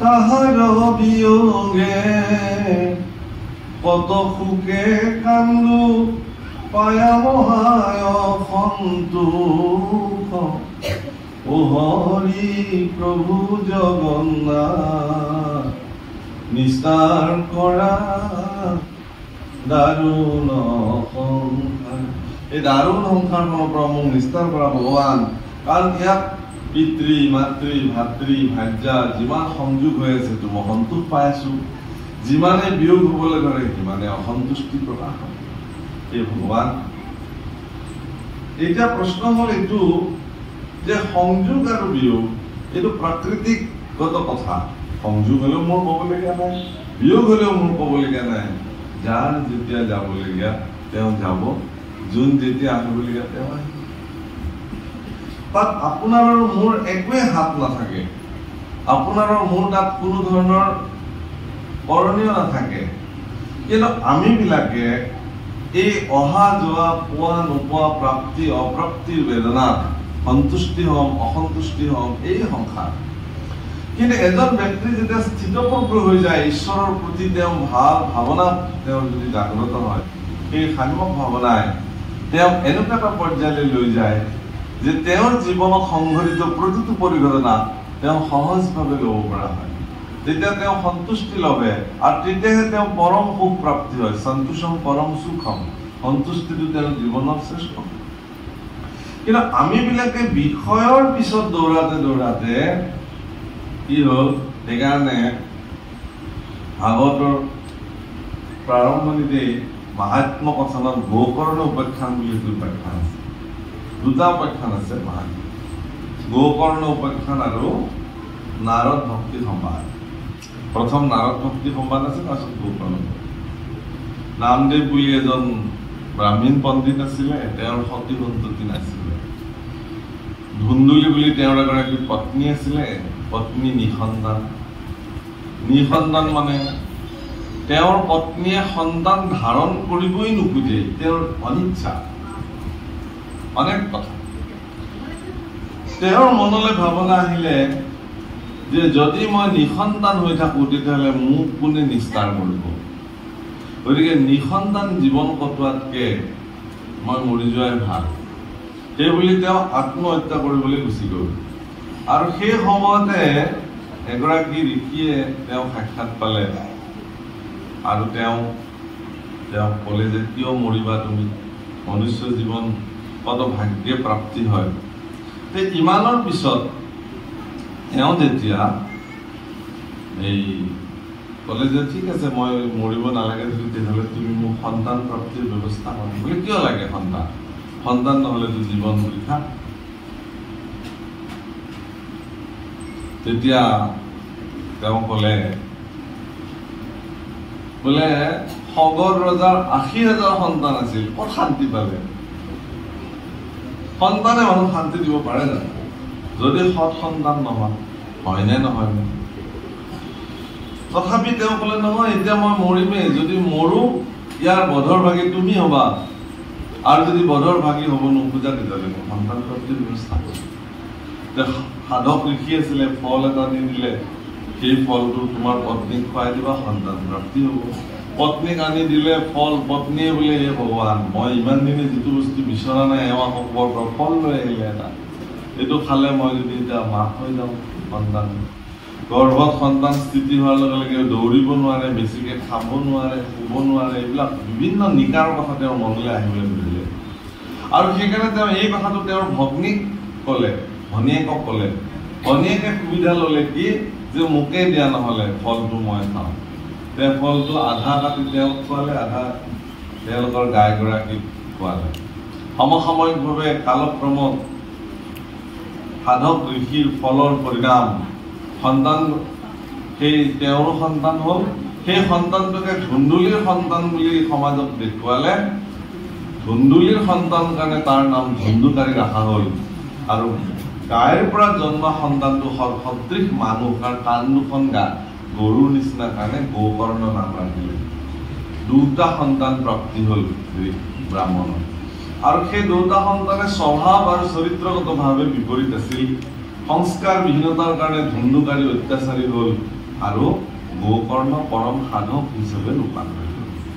সেই প্ৰভুসকল, আপোনালোকে চাওক যে সংযোগ আৰু বিয়োগ মানুহৰ জীৱনৰ কৃতকৰ্মৰ এই বিশেষ ফল, এই মানুহ কাৰোবাক দুখী কৰিব পাৰে, কাৰোবাক সুখী কৰিব পাৰে। কিন্তু ঈশ্বৰ প্ৰাপ্তিটো জীৱনৰ সৰ্বশ্ৰেষ্ঠ সুখ, এই কথাটো কিমানে মান্যতা দিয়ে? জীৱন জন্ম এটা দিন আৰু মৃত্যু এটা আৱশ্যম্ভাৱী দিন, ইয়াৰ মাজৰখিনি জীৱন, ইয়াক কেনেকে অতিবাহিত কৰিব ঐশ্বৰিক দৃষ্টিভংগী, চিন্তা চেতনা, শাস্ত্ৰৰ মাধ্যমেৰে তেওঁলোকে যাব লাগিব। সেইকাৰণে উদ্ধৱে বাৰে বাৰে সুধিছে যে বিয়োগে আকুল কৰে, ধাৰায় লোতক জ্বৰে, কান্দন্ত উদ্ধৱ সমূহ। তেওঁ কান্দিছে। হে ৰাম ভকতৰ দেখি তাপ, আকুল জগত বাপ, ফলতোক নেত্ৰ ভৈলায়াতি, নসহে হৃদয় দেখি, শোক পৰিহৰা সখী, প্ৰবোধন্ত উদ্ধৱ কমাতি, বুলন্ত মধুৰ বাণী, তাপতে যা মহামানী, তুমি মহা সুহৃদয় আমাৰ, জানা মায়াময় ইটো, সংশয় পুছিলা যিটো, শুনিও উত্তৰ তুমি তাৰ। তুমি যিটো সংশয় তোমাৰ মনত সৃষ্টি হৈছিলে যে জ্ঞান শ্ৰেষ্ঠ নে ভক্তি শ্ৰেষ্ঠ, কোনটো মাৰ্গেৰে তোমাক প্ৰাপ্ত হ'ব, তুমিতো ভক্তিৰ কথা কৈ আছা, এই বুলি কৈছা। গতিকে সেই উদ্ধৱ, তোমাৰ সংশয় সম্পৰ্কে তুমি শুনা। ৰাম জ্ঞানে গতি কয় বেদ, লোৱা পাৰ পৰিছেদ, ও আছে জ্ঞান ভকতিৰ মাজে, ভকতি কৰন্তে জানা, আপুনি উপজে জ্ঞান, যুগ চিন্তি মৰা মিছা কাজে। হে ৰাম আউৰ কি তোমাত বাজ, জ্ঞানতো নাহিকে কাজ, কেৱলে ভকতি তৰে লোক, মোৰ গুণ নাম স্মৰি ৰূপ হৃদয়ত ধৰি, পাওঁ অপ্ৰয়াসে আখি মুখ, কৰ্মৰ কুচিলা বাণী, তাক শুনা মহামানী, যিটো নাম নধৰৈ আমাৰ, জনম গুৱাই বৃথা নুশুনয় আমাৰ কথা, তাৰে শেষৰ মত অধিকাৰ।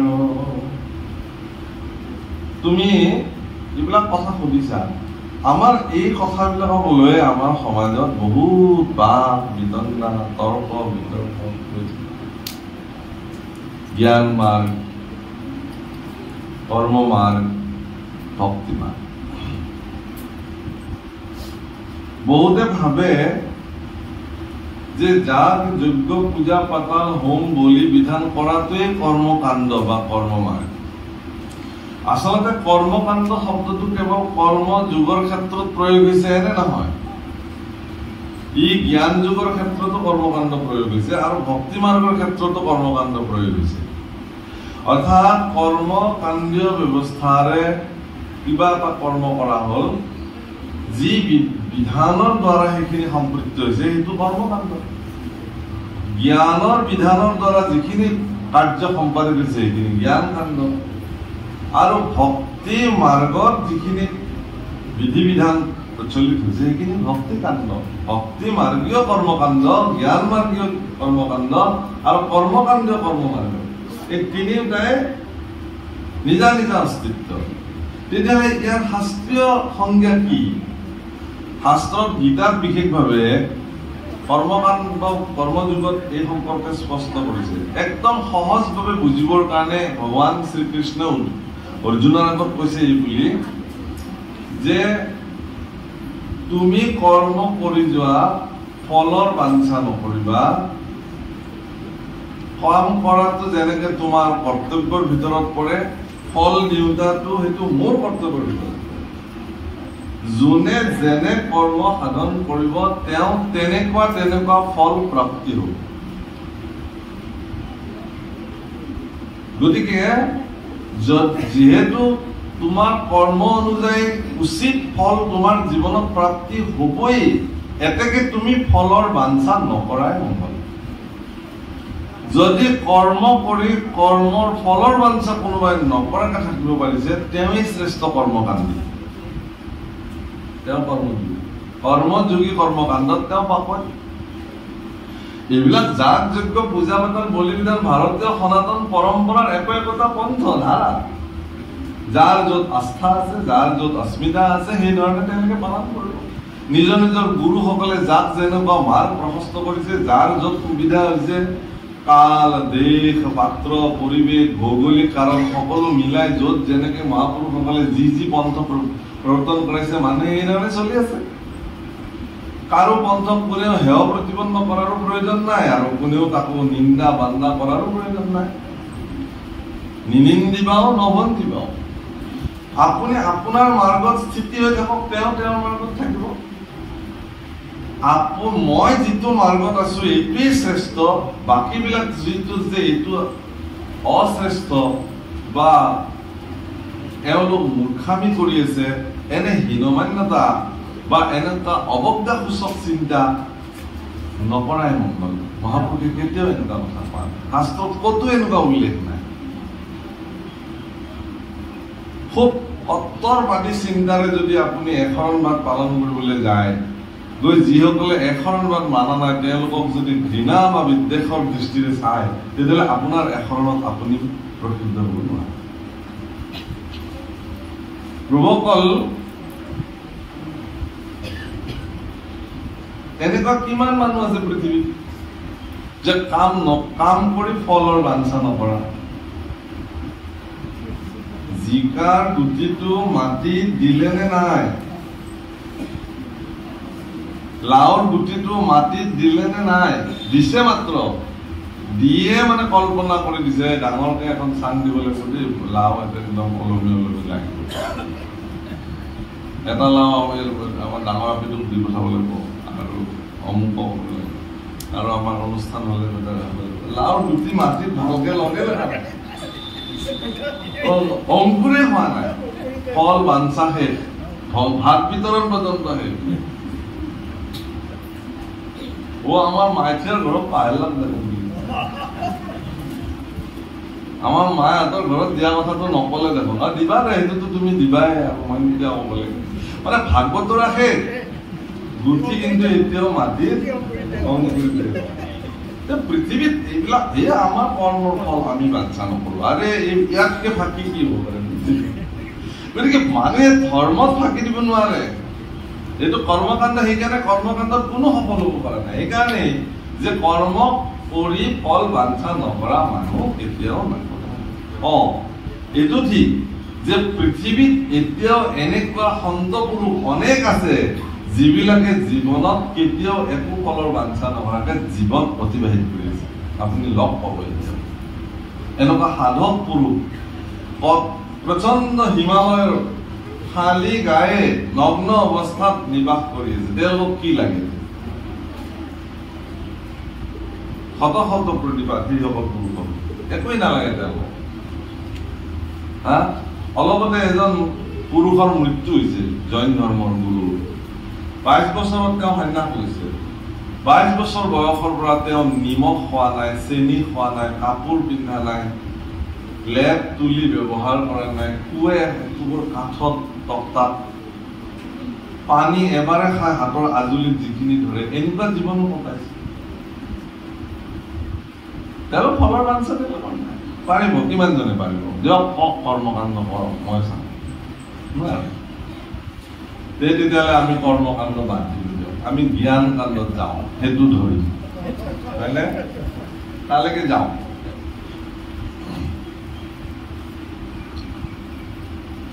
জ্ঞান কাণ্ডৰ শ্ৰেষ্ঠতম উদাহৰণ দিবৰ কাৰণে নিৰ্গুণবাদী পৰম জ্ঞানৱন্ত পুৰুষ মহামুনি শুকদেৱৰ জীৱন চৰিত্ৰ চাব লাগিব। গৰ্ভতে ক'লে ভগৱানক, না প্ৰভু মই কিন্তু নাযাওঁ পৃথিৱীলৈ। আৰে কেনেকে হ'ব? এইটোতো প্ৰকৃতিৰ নিয়মৰ উলংঘন হ'ব। মই নাজানো এইবিলাক ভগৱান, কাৰণ প্ৰকৃতিৰ নিয়ম মানিবলৈ গৈ মই যদি পৃথিৱীত ভূমিষ্ঠ হওঁ, তেতিয়াহ'লে তুমি যে মায়াৰ জালখন পাতি থৈ দিছা, জন্ম হোৱাৰ লগে লগে সেইখন জালত মই পৰিব লাগিব। মই তোমাক ভজনা কেনেকে কৰিম? বাহ, ধন্য। যদি মোকেই ভজনা কৰিবৰ কাৰণে তোমাৰ এই অভিলাষ, তেতিয়াহ'লে তুমি জন্মৰ সময়খনত মই মায়াক এক মুহূৰ্তৰ কাৰণে নিষ্ক্ৰিয় কৰি ৰাখিম। আৰু শুকদেৱ ভূমিষ্ঠ হোৱা সময়খিনিত ভগৱানৰ আশীষ কৃপাত মায়া নিষ্ক্ৰিয় হৈ আছিল। শুকদেৱৰ শৰীৰত মায়াৰ কোনো কাৰণত প্ৰভাৱ নাছিল গোটেই জীৱন। যেতিয়া মহাৰাজ পৰীক্ষিতৰ ওচৰলৈকে শুকদেৱ আহি আছিল ৰাস্তাই ৰাস্তাই, শুকদেৱৰ চৰিত্ৰ ভাগৱতত মহাপুৰুষ শংকৰদেৱে বৰ ধুনীয়া বৰ্ণনা কৰিছে। এনেকুৱা লাগে দেখিবলৈ, সংস্কৃত ভাগৱততো শুকদেৱৰ সম্পৰ্কে কওঁতে বয়সৰ সীমা এনেকুৱা যে অষ্টদ্বয়ম বৰ্ষাণি, মানে ৮ কিমান হ'ব? 16 বছৰীয়া, কিন্তু 8 বছৰীয়া 9 বছৰীয়া ল'ৰাৰ নিচিনা দেখা যায়। কিশোৰ মানে যেতিয়া আমাৰ ল'ৰা ছোৱালীবিলাক 8-9 বছৰ হয়, সিহঁতক দেখিবলৈ এটা বিশেষ সৌন্দৰ্যৰ সৃষ্টি হয়। যৌৱনৰ দুৱাৰ তুলি মৰম লাগে। তেওঁ সৰ্বদা দেখিবলৈ গোটেই জীৱন তেনেকুৱা 8 বছৰীয়া 9 বছৰ। সেইকাৰণে 16 বছৰ বুলি শব্দটো নকয়, অষ্টদ্বয়ম শব্দ ব্যৱহাৰ হৈছে। ইমান কৌশল শব্দ শাস্ত্ৰত। আৰু এনেকুৱা যেন ভগৱান স্বয়ং কৃষ্ণই সমস্ত অলংকাৰ খুলি তেওঁ আহি আছে, এনেকুৱা লাগে। আৰু কি বুলি কওঁ, তেওঁৰ শৰীৰৰ বৰ্ণনা। তাকে দেখি গ্ৰামৰ যিবিলাক মহিলা, সুন্দৰী নাৰী, তেওঁৰ শৰীৰৰ সৌন্দৰ্যৰ প্ৰতি আকৃষ্ট হৈ এবাৰ তেওঁৰ সান্নিধ্য পোৱাৰ আশাৰে সুন্দৰী নাৰীবিলাক তেওঁৰ পিছে পিছে ঢাপলিয়াই ঢাপলিয়াই আহিছে। কিন্তু তেওঁ কাৰো প্ৰতি চাবলৈ তেওঁৰ সময় নাই। আৰু শিশুবিলাকে পগলা বুলি ভাবি শিল দলিয়াই দলিয়াই আহিছে, তেওঁ তাৰ প্ৰতিও তেওঁৰ একো ক'বলগীয়া নাই। কিন্তু আহি আহি যেতিয়া সেই ব্ৰহ্ম সমাজত সহস্ৰ সহস্ৰ ঋষিৰ সমাজত যেতিয়া থিয় হৈছে জাজ্জল্যমান অৱস্থাত, শৰীৰৰ পৰা কৌটি সূৰ্যসম পোহৰ, সাক্ষাৎ ভগৱান সদৃশ, সমস্ত ঋষিবিলাকে উচ্চস্বৰে হৰিধ্বনি কৰিছে আৰু সকলোৱে নিজৰ নিজৰ স্থানৰ পৰাই গুৰুদেৱ শুকৰ প্ৰতি দণ্ডৱত প্ৰণিপাত জনাইছে। তেতিয়াই সকলোৱে বুজি পাইছে যে এইজন সাধাৰণ পুৰুষ নহয়। সেই শুকদেৱে জন্মিয়ে অৰণ্যলৈ গমন কৰিছিল, কোনো পিতৃ মাতৃৰ প্ৰতি মহান্বিত তেওঁ হোৱা নাছিল।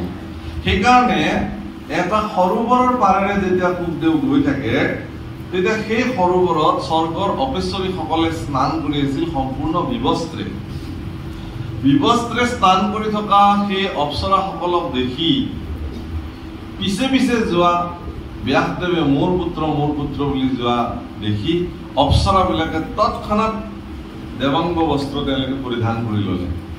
আৰু এই দৃশ্য দেখি মহৰ্ষি বেদব্যাসৰ মনত খেদ উপজিল। আৰে হে অপ্সৰাসকল, সুন্দৰীসকল, তোমালোকে এইটো মোক ইমান অপমান কেলে কৰিলা? কিহৰ কাৰণে গুৰুদেৱ? যে ইমান কিশোৰ সুন্দৰ ডেকা ল'ৰা এজন উলংগ হৈ তোমালোকৰ সন্মুখেৰে পাৰ হৈ গ'ল, তেতিয়াতো তোমালোকে কাপোৰ পিন্ধা নাই। আৰু মোৰ দৰে এজন বয়োবৃদ্ধ লোকক দেখাৰ লগে লগে তোমালোকে কাপোৰ পিন্ধিলা, তাৰমানে মোক তোমালোকে কি দৃষ্টিভংগী দিলা? এই নহয় গুৰুদেৱ, এই একো আপোনাক দৃষ্টিভংগীৰে আমি লোৱা নাই। আমি মাত্ৰ এইটোৱেই জানো যে আপুনি মায়াৰ পৰিবেষ্টিত, আপুনি মায়াৰ ভিতৰত আছে, আৰু সেইজন যে গ'ল তেওঁ মায়াৰ পৰিধিৰ ভিতৰত নাই। গতিকে তেওঁৰ কাৰণে আমাৰ কাপোৰ পিন্ধা নিপিন্ধা একোৱেই নাই, কাৰণ তেওঁ স্ত্ৰী নাজানে কি, পুৰুষ কি নাজানে, ভাল বেয়া একোৱেই নাজানে। কাৰণ তেওঁ ব্ৰহ্মবাদী নিৰ্গুণ জ্ঞানবাদী পুৰুষ, একোৱেই নাই। তেওঁ শৰীৰ সম্পৰ্কে তেওঁৰ একো ধাৰণা নাই, গতিকে কামনা বাসনা একোৱেই নাই তেওঁ। গতিকে তেওঁৰ পৰা আমাৰ লোকধাপ কৰিবলগীয়া একো নাই, কাৰণ তেওঁৰ দৃষ্টিত গছ লতা তৰু ট্ৰেইন গৰু কুকুৰ আমি চব এক। কিন্তু আপোনাৰ দৃষ্টিতটো নহয় গুৰুদেৱ।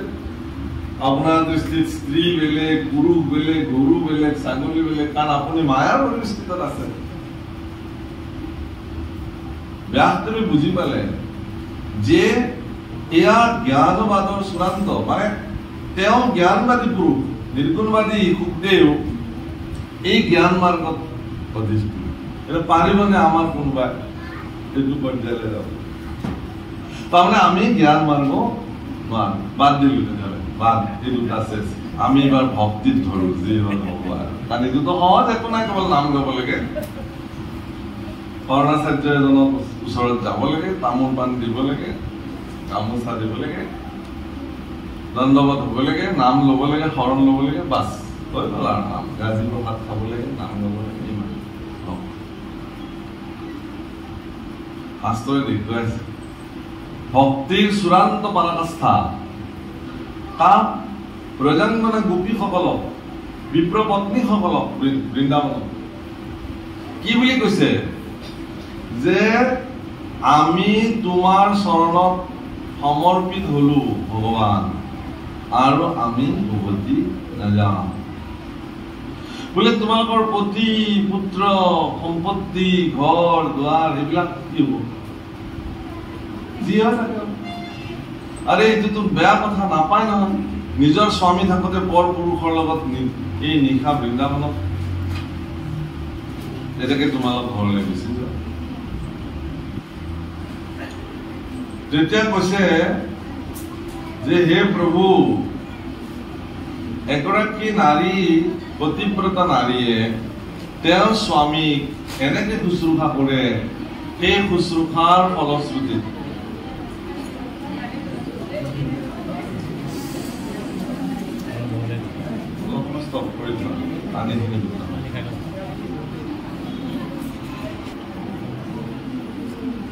এতিয়া তেওঁলোকে কৈছে যে এগৰাকী পতিব্ৰতা নাৰী স্বামীক এই ধৰণে শুশ্ৰূষা কৰে যে স্বামীক নিদিয়াকে তেওঁ নাখায়, সকলো স্বামীৰ আজ্ঞামতে তেওঁ চলে।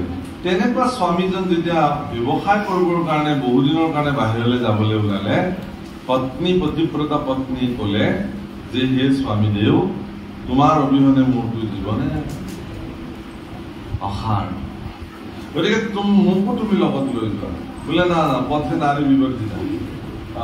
গতিকে এইটো নাৰীৰ লগত লৈ গলে মোৰ দিগদাৰ হব, মোৰ ব্যৱসায় নহব। এইবিলাক এনেই কিমান ঘাট প্ৰতিঘাত বাহিৰত এজন পুৰুষে তেওঁৰ জীৱনৰ উপাৰ্জনৰ ক্ষেত্ৰখনত বাহিৰত কেনেকুৱা কেনেকুৱা পৰিস্থিতিৰ মুখামুখি হব লাগে, সেই কথা পুৰুষজনৰ ব্যতিৰেকে বেলেগে নাজানে। এনেকুৱা আচৰণ, এনেকুৱা অৱস্থাৰ সন্মুখীন তেওঁ দিনটো হয়, তাৰে আধা কথা পৰিয়ালক তেওঁ নজনায়। কিছুমানেতো গোটেই নজনায়, নালাগে জানিব পৰিয়ালে। যি কষ্ট পাইছোঁ মই পাওঁ, যি তেজনা পাইছোঁ মই পাওঁ। কাৰণ তেওঁ জানে যে চূড়ান্ত বিষয় ঘৰখনত তেওঁৰ বিষয়ী পত্নী আৰু অসংস্কাৰী ল'ৰা ছোৱালীয়ে ইয়াতকৈও বেছি তেজনা আৰু দিবলৈ আছে। গতিকে মই সেইখিনি ঢাকি থোৱাই ভাল। এইবুলিয়া তাতে যদি কোনোবা পত্নীয়ে কয় যে আপুনি ক'ত যায়, ময়ো যাম আপোনাৰ লগত, আৰু লেথাকে। কাৰণ যি যি পৰিস্থিতিৰ মুখামুখি হ'ব লাগিব সেই পৰিস্থিতিত অকলে তেওঁ চম্ভালিব পাৰে, কোনোবা লগত থাকিব। তেওঁ মানা কৰিলে, পত্নীয়ে ক'লে ঠিক আছে, তেতিয়াহ'লে মোৰ কি অৱস্থা হ'ব, মইতো তোমাক নিদিয়াকে একো নাখাওঁ। তৎক্ষণাৎ বজাৰৰ পৰা এটা মূৰ্তি কিনি লৈ আহিলে আৰু মূৰ্তিটো এনেকে বেদীত প্ৰতিষ্ঠা কৰি দিলে ঘৰৰ মজিয়াতে, বোলে এইটোকে মই বুলি ধৰিবা আজিৰ পৰা, আৰু এইজনকে তুমি প্ৰথম খাবলৈ দিবা, তাৰপিছত তুমি খাবা, কিবা কৰিব লগা হলে এইজনকে সুধিবা। এনেকে গ'ল। এনেকে বহু দিনৰ মূৰত স্বামী এদিন মধ্যনি ৰাতি ঘৰলৈ উভতিছে। সেই সময়ত পত্নীয়ে তেওঁৰ তেওঁৰ শুশ্ৰূষা কৰিছে সেই মূৰ্তি স্বামী। হেন সময়তে দুৱাৰত টোকৰ পৰিল। তেওঁ সুধিছে কোন, বোলে মই। কোন মই, বোলে তোমাৰ মই। তেওঁ বুজি পালে স্বামী আহিছে। সেইকাৰণে তেওঁ কৰিলে কি, এতিয়া কি কৰে, কাৰণ পূজা বিধিবত পূজা, তাৰ যিটো বিধি আছে সেই বিধি এতিয়াও সমাপ্ত হোৱা নাই। পূজাৰ বিধিত নিয়ম আছে কি যে যেতিয়া পূজা কৰিবলৈ মানুহজনে আসন গ্ৰহণ কৰে, সেই পূজা সমাপ্ত নোহোৱালৈকে সেই আসনটো পৰিত্যাগ কৰিব নোৱাৰে। কোনো কাৰণ লঘু সংখ্যা আহিলেও যাব নোৱাৰিব।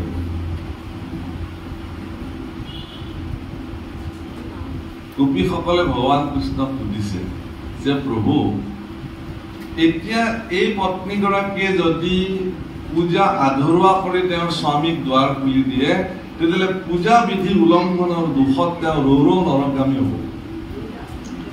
আৰু যদি তেওঁ পূজা সম্পূৰ্ণ বিধি সমাপ্তি কৰিবৰ কাৰণে তেওঁ যদি পূজা কৰে, স্বামীক যদি দুৱাৰ খুলি দিয়াত বিলম্ব ঘটে, তেতিয়াহ'লে স্বামীৰ ৰোষত পৰিব যে কিয় ইমান দেৰি লাগিল তোমাৰ দুৱাৰ খুলিবলৈ।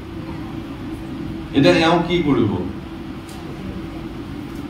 কৃষ্ণ পুৰুষে খুব হাঁহিলে, ইমান সৰু কথাটোকে তোমালোকে নাজানা, কি কৰিব লাগিব। তেওঁ যিহেতু আচল স্বামী আহিয়ে পালে ঘৰত, এতিয়া আৰু এই মূৰ্তি স্বামীৰ কি প্ৰয়োজন আছে? যৰে পূজা তাতে সামৰি আচল স্বামীক লৈ আহিব লাগে দুৱাৰ খুলি পেলাই আদৰি। এইটো আৰু বিসৰ্জন দিব লাগে। হয় নেকি? একদম খাটাং সিদ্ধান্ত, বোলে খাটাং সিদ্ধান্ত এইটো।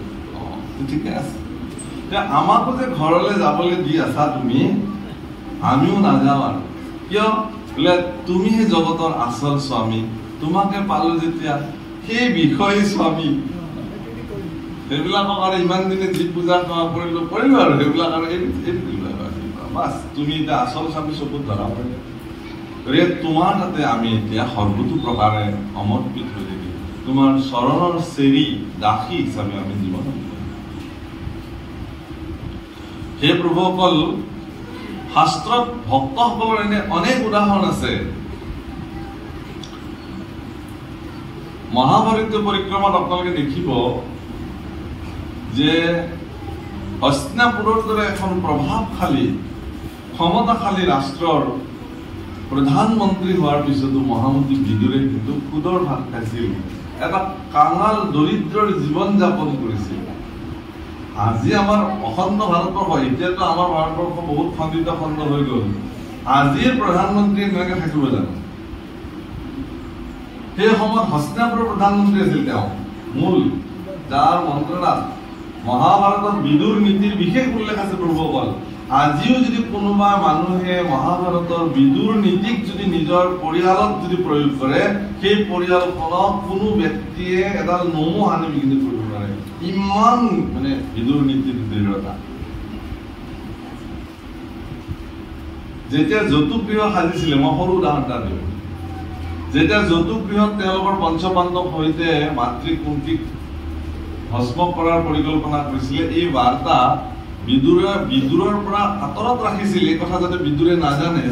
কিন্তু বিদুৰ নীতিৰ আৰু ৰাজনৈতিক কৌশল ব্যক্তিৰ কাৰণে তেওঁ যেন তেন এই খবৰটো তেওঁ জীৱনত আহৰণ কৰিছিল আৰু এই বাৰ্তাটো দিবৰ নিমিত্তে তেওঁ তৎক্ষণাৎ পঞ্চপাণ্ডৱৰ ওচৰলৈকে আহিছিল মহামতী বিদুৰ যেতিয়া পঞ্চপাণ্ডৱৰ ওচৰলৈ আহিলে এই বাৰ্তা শকুনিয়ে গম পালে আৰু তৎক্ষণাৎ দুৰ্যোধন শকুনি আৰু কৰ্ণ পিছে পিছে বিদুৰৰ পিছে পিছে আহি একেলগে আহি ঘৰ সোমালে পঞ্চপাণ্ডৱ জানোচা খবৰটো দিয়ে তোমালোকো আহিলা তোমালো আহিলা চবে আমিও আহিলো যুধিষ্ঠিৰে মহামতী বিদুৰক চৰণ ধুৱালে চৰণ পাদুক শিৰত গ্ৰহণ কৰিলে জ্যেষ্ঠজনৰ প্ৰতি কি সন্মান কৰিব লাগে এতিয়া যুধিষ্ঠিৰে জানে সুধিলে কাকা কিয় আহিলা তুমি এনে আহিলো তোমালোকৰ খবৰ ল'বলৈ মন গ'ল ভাল এওঁলোকক সুধিলে তোমালোক কিয় আহিলা আমিও এনে আহিলো ভাল বিদুৰে বোলে মই যাওঁ বেছি দেৰি নকৰো কিন্তু যোৱাৰ আগে আগে মই এটা প্ৰশ্ন সুধি যাম চবক উত্তৰটো ভাবিবা অৰণ্যত যেতিয়া জুই লাগে প্ৰচণ্ড দাবানল বৰ বৰ হস্তিও যাহ যায় পুৰি পেলাই কিন্তু এটা বিশেষ প্ৰাণী অৰণ্যত একো নহয় তেওঁলোকৰ বংশ কুটুম্ব সুৰক্ষিত থাকে কোন জুই লাগিলেও তেওঁলোকৰ একো নহয় যুধিষ্ঠিৰে ক'লে যে সেইটো এন্দুৰ বিলাক ধন্যবাদ জুই লাগিলেও এন্দুৰে তলে তলে গাঁত খান্দি মাটিৰ তলত তাৰ জুইৰ প্ৰভাৱত নাথাকে সি কোনোবা ফালে ওলাই গুচি যাব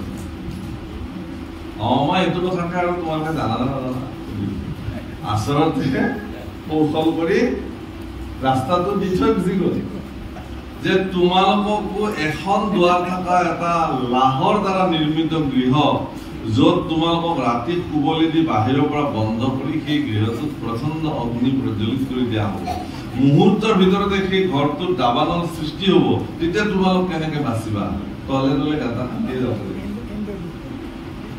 আৰু তেওঁলোকে যেতিয়া যাবলৈ ওলাইছে সেই গৃহত তেওঁলোকে উপস্থিত হোৱাৰ লগে লগে বিদুৰে এজন পাকৈ গাঁত খান্দা লোকক হাতত এটা পিঞ্জৰাত এটা নিগনি ভৰাই উপহাৰ হিচাপে দি পঠাইছে যে এইটো ৰজা যুধিষ্ঠিৰক দিবা আৰু এটা পিঞ্জৰাবদ্ধ নিগনি লৈ এজন মানুহ উপস্থিত যে মহাৰাজ মই আপোনাক এটা উপহাৰ দিব যে কোনে বোলে মহামতী বিদুৰে দি পঠিয়াইছে যুধিষ্ঠিৰ অত্যন্ত চিন্তাশীল লোক আছিল দেখি বুজি পালে কথা যে পোৱা যে এনেকুৱা এনেকুৱা এনেকুৱা কথা এই ঘৰটো লাহৰ হিমে এক কোব মাৰি গদাৰে চালে হয় একদম ফিৰিঙতি লাগিলেই জ্বলি যাব তেতিয়া সেই ঘৰৰ মজিয়াৰ পৰাই তেওঁ গাঁত খন্দা আৰম্ভ কৰিলে অৰণ্যলৈ ওলাব পৰা ৰাস্তা আৰু ৰাতিটোৰ ভিতৰতে গতিকে সেই মহামতী বিদুৰ তেওঁ কিন্তু ৰাজ অনুগ্ৰহ দুৰ্যোধন দুঃশাসনৰ দৰে পাপিষ্টসকলৰ দ্বাৰা উপাৰ্জিত অন্য এটা বিন্দু তেওঁ জীৱনত গ্ৰহণ কৰা নাছিল কন্দমূল ফল গছৰ পাত শিপা এইবিলাককে খাই জীৱন নিৰ্বাহ কৰিছিল তেওঁৰ পত্নী সুভাগাৰ এখনেই মাত্ৰ কাপোৰ আছিলে পিন্ধিবলৈ এয়া জীৱন এগৰাকী ৰাজ পৰিয়াল ইমান কঠোৰ জীৱন নীতি পালন কৰাৰ পিছত আপোনালোকে চাব যে একে কুলৰ হোৱাৰ পিছতো একে শাস্ত্ৰজ্ঞ আৰু বেদজ্ঞ হোৱাৰ পিছতো পিতামহ ভীষ্ম কিন্তু বৈষ্ণৱৰ শাৰীত থাকিলে বিদুৰ কিন্তু ভক্তৰ তালিকালৈ গুচি গ'ল এজন ভক্ত হোৱাটো ভক্তি মাৰ্গত অধিষ্ঠিত হোৱাটো ইমান সহজ কথা ৰাজন্য বৰ্গ হোৱাৰ পিছতো সম্পূৰ্ণ ৰাজকীয় সুৰক্ষাৰে জীৱন কটাব পৰা হোৱাৰ পিছতো ঠিক যুদ্ধৰ আগমুহূৰ্তত তেওঁ সেইবিলাক পৰিত্যাগ কৰি গুচি গৈছে তীৰ্থ ভ্ৰমণৰ কাৰণে আৰু সৰ্বতীৰ্থ তেওঁ স্নান কৰিছে প্ৰয়াগ প্ৰমুখে সমস্ত তীৰ্থ স্নান কৰিছে অৱগাহন কৰিছে সেয়া সেই প্ৰভুসকল এজন ভক্তৰ জীৱন যদি আপোনালোকে বিশ্লেষণ কৰে আপোনালোকে দেখিব যে ভক্তি মাৰ্গত প্ৰতিষ্ঠা হৈ থাকিব পৰাটো বাকী সমূহ মাৰ্গতকৈও অধিক জটিল আপুনি কেনেকে সেইকাৰণে এটা কথা খুব ধুনীয়াকে শাস্ত্ৰত বিশেষকে মাৰ্কণ্ড পুৰাণ আদিত এই কথা উল্লেখ কৰিছে যে মানুহে তেওঁলোকৰ জীৱন বা তেওঁলোকৰ পূৰ্বজনৰ কৰ্ম অনুযায়ী যিয়ে যি মাৰ্গত অধিষ্ঠিত হ'ব লাগে তেওঁ বিধিয়ে সেই মাৰ্গতহে ৰাখিব আৰু সেইভাৱে তেওঁ মুক্তি হ'ব পাৰে মুখ্য হ'ব পাৰে নহ'ব পাৰে সেইটো ঈশ্বৰে জানে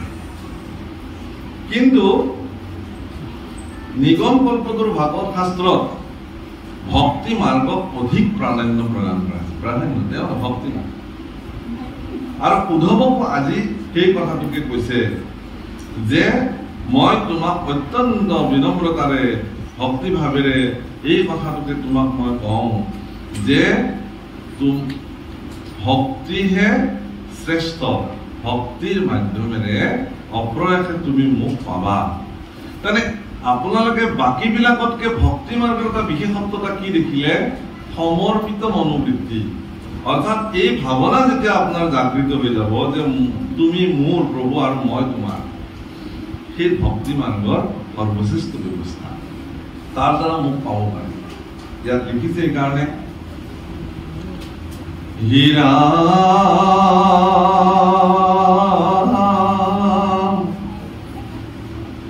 কৰ্মৰূপ শিলাবাণী কৃষ্ণ আর কর্মরূপ শিলাবাণী তাক শুনা মহামানী যিটো নাম নধরে আমার জনম গুয়াই বৃথা নুশুনয় আমার কথা তারে খেকৰ মতো অধিকাৰ মোৰ আজ্ঞা যদি নুশুনে জীৱনত কেতিয়াও নাম নলয় কৰ্ম মাৰ্গত প্ৰতিষ্ঠা আৰু বিষয় ফলহে কেৱল কামনা কৰিব লাগে আৰু লাগে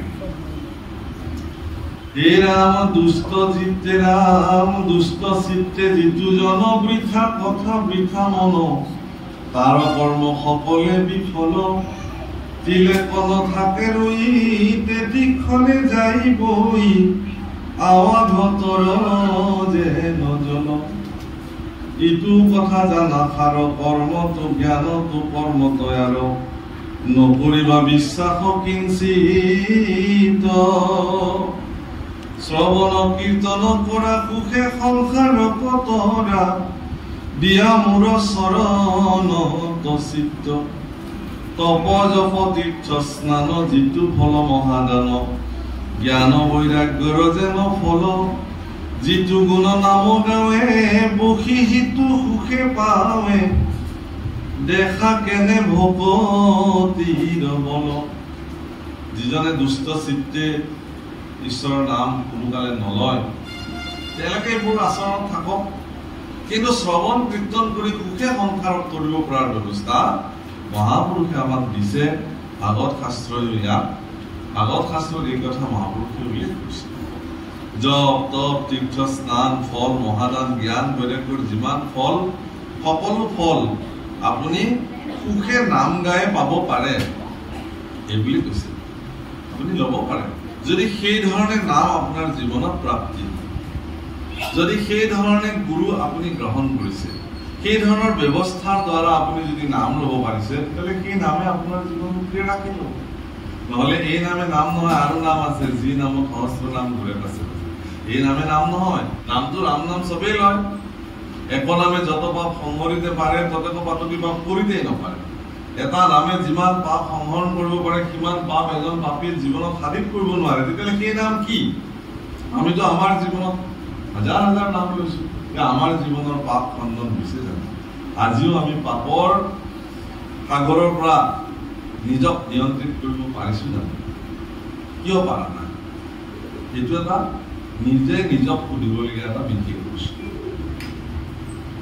হে ৰাম এহিকে কহ জানা তুমি খাৰে খাৰ ভকতিত পৰে আৰু নাহি গতি দাতা সংসাৰত এহিকে কহয় বেদ দিলু হেৰা পৰিছেদ লৈও তুমি আমাৰ সন্মত ইয়াকে বেদে কৈছে মই তোমাক সিদ্ধান্ত দিলো পৰিচ্ছেদ দিলো তুমি মোৰ সন্মত তাৰমানে ঈশ্বৰ পুৰুষে তেওঁ যিদিনাখন বৈকুণ্ঠ প্ৰয়াণ কৰিলে তাৰ পিছ মুহূৰ্তৰ পৰা কলিযুগ আৰম্ভ হৈছে যুগ ধৰ্ম অনুযায়ী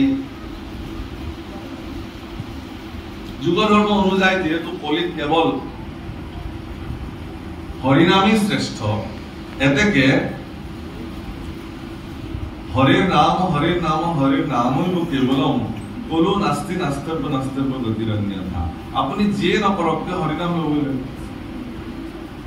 আপুনি দেখিছে যে তীৰ্থ স্নান কৰিবলৈ গলেও মানুহে নাম লৈ যায়।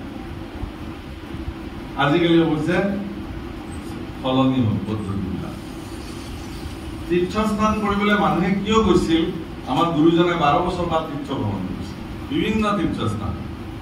যে তীৰ্থ যাত্ৰাত গলে অনেক সন্ত পুৰুষক সাক্ষাৎ পায়, তাত সজ্জনৰ সংগত সাধু সংগ হয়, কৃষ্ণৰ প্ৰতি ভক্তিৰ দৃঢ়তাটো বাঢ়ে। গংগা যমুনা সৰস্বতী আদি পবিত্ৰ জলধাৰাত শৰীৰ স্নান কৰি নিজক ধন্য বুলি বিবেচিত কৰে। সেইকাৰণে তীৰ্থলৈ মানুহ যায়।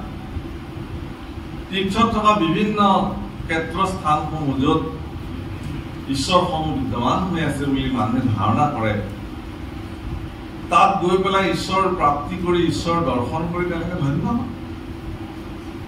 কিন্তু ইয়াত তাত তেনেকে গলেও তেওঁ তাত গৈও কেৱল নামৰে সাধনা কৰে।